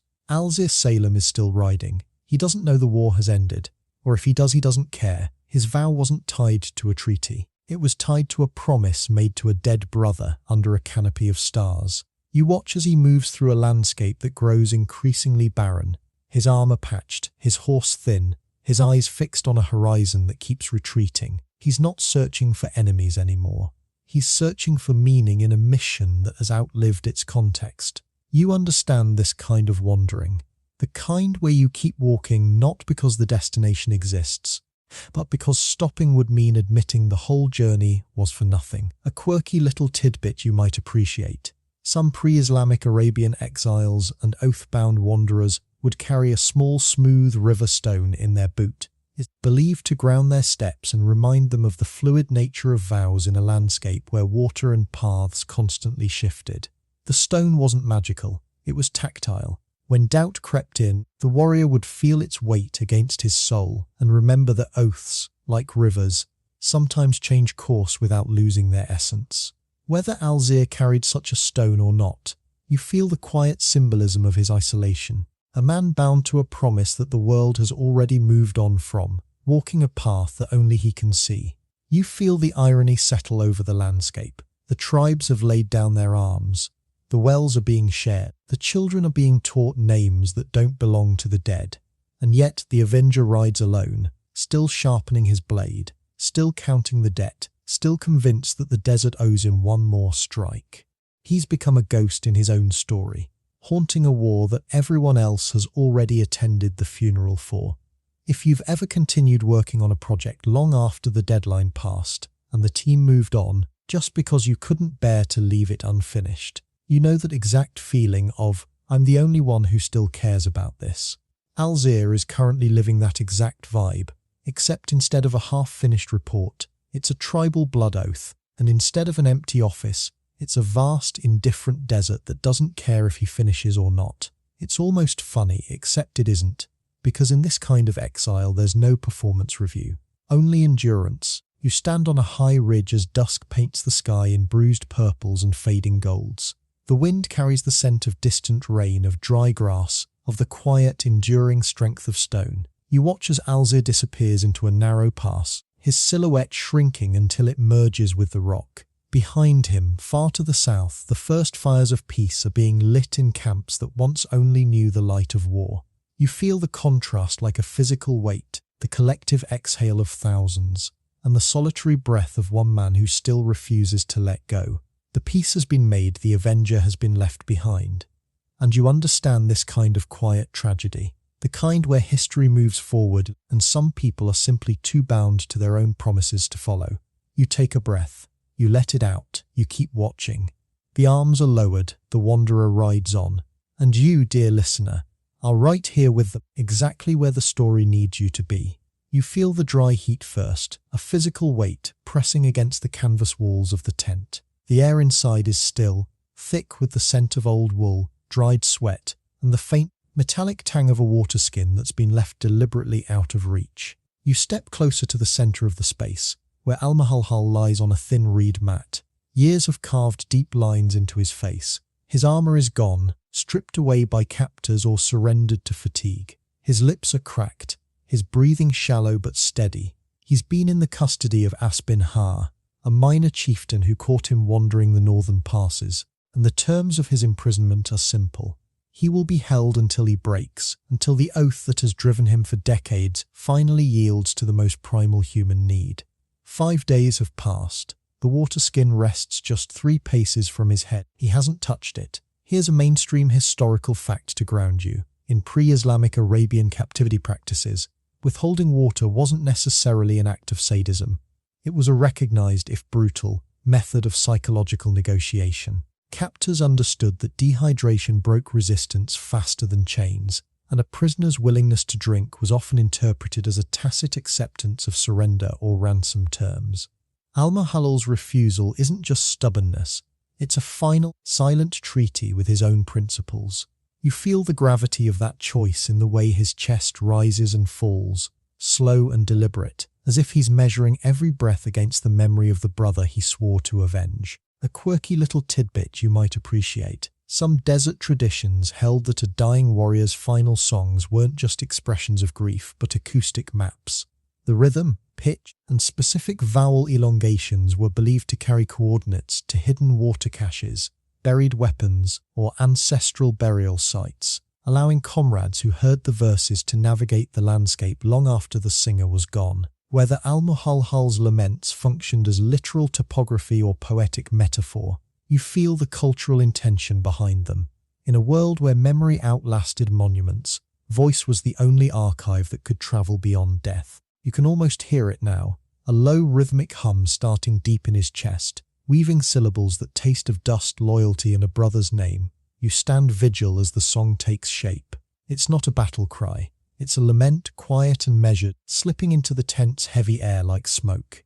He sings of Kulayb not as a king, not as a martyr, but as a man who laughed too loudly, who loved too fiercely, who built a palace of gold and still asked the same impossible question under the stars. The melody rises and falls, carrying the cadence of campfire rhythms, of horse hooves on hard earth, of a desert that has watched empires turn to sand.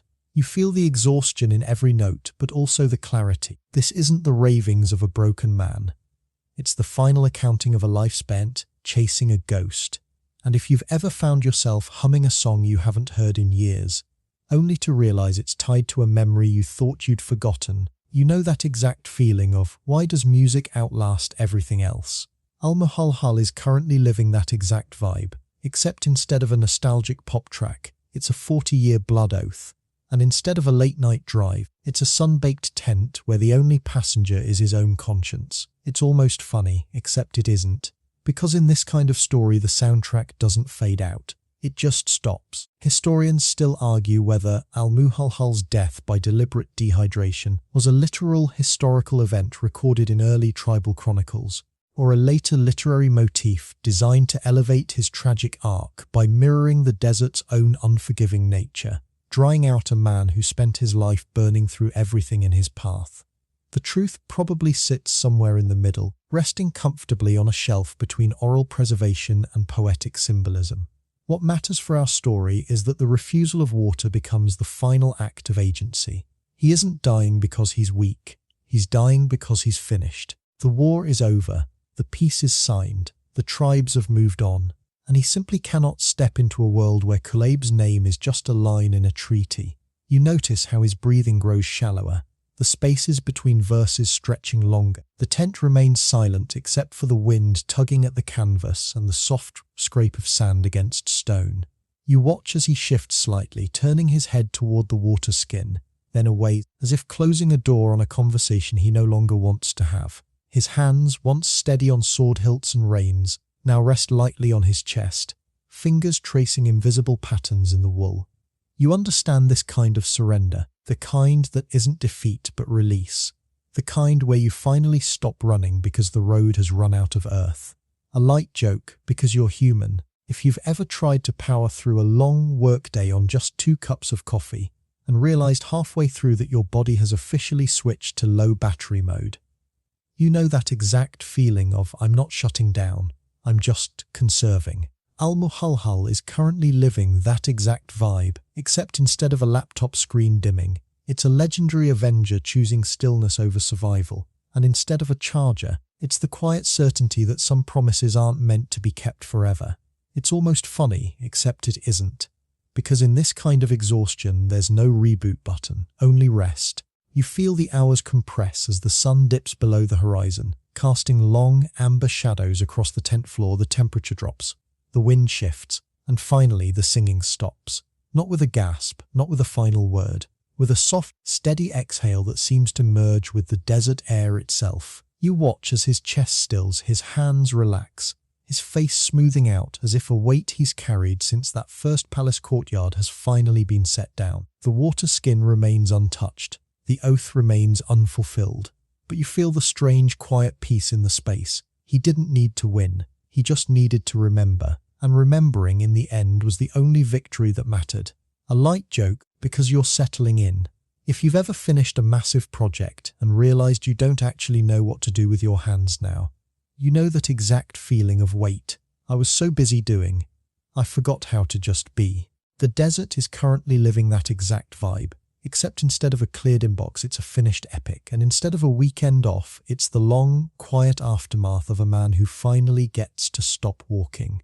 It's almost funny, except it isn't, because in this kind of ending, there's no sequel, only silence. You stand in the gathering dusk as the tent cools, the stars beginning to pierce the indigo sky through the canvas weave. The war is over, the Avenger is gone, and the desert, vast and indifferent, continues to turn, carrying the echoes of 40 years into the wind. You take a breath, you let it out, you keep watching. The song has ended, the dust settles, and you, dear listener, are right here with them, exactly where the story needs you to be. The embers of the campfire dim to a soft, glowing orange, pulsing like a slow, steady heartbeat in the cool night air. You feel the desert wind soften, carrying away the last traces of dust and steel, leaving only the quiet scent of dry sage and the promise of distant rain. Let your shoulders drop. Let your hands rest heavy in your lap. There are no more swords to draw, no more oaths to keep, no more miles left to ride. The long journey through honor and heartbreak has finally reached its resting place, and it is time to lay your own burdens down. Close your eyes and listen to the gentle rhythm of your own breathing, matching the slow, unhurried cadence of a world that has learned at last how to sleep. The stars wheel overhead, ancient and watchful, spinning their slow circles in the velvet dark. There is no rush here, no deadlines, no battles left to fight. Tomorrow will bring new horizons, new stories, and new roads yet to be walked. But tonight, there is only stillness. Only the quiet comfort of knowing that even the fiercest storms eventually settle into calm. Drift now into the soft dark, where the desert dreams beneath the constellations, and you are safe, you are still, you are home. Let the silence wrap around you like a well-worn blanket, pulling you gently into the deep, restorative quiet of the night. The distant call of a night bird fades into the rustle of acacia leaves, a gentle reminder that the world continues its quiet rhythm long after the human stories pause. You are no longer a traveller on those ancient roads. You are a witness to their end, and now you are free to rest. Allow the weight of the narrative to lift from your shoulders, leaving only the soft, steady hum of the night. Let your mind wander through valleys of starlight, where every worry dissolves into sand, and every memory settles like dew on morning grass. The journey is complete, the told. Rest now and let the story carry you into dreams. Set of script.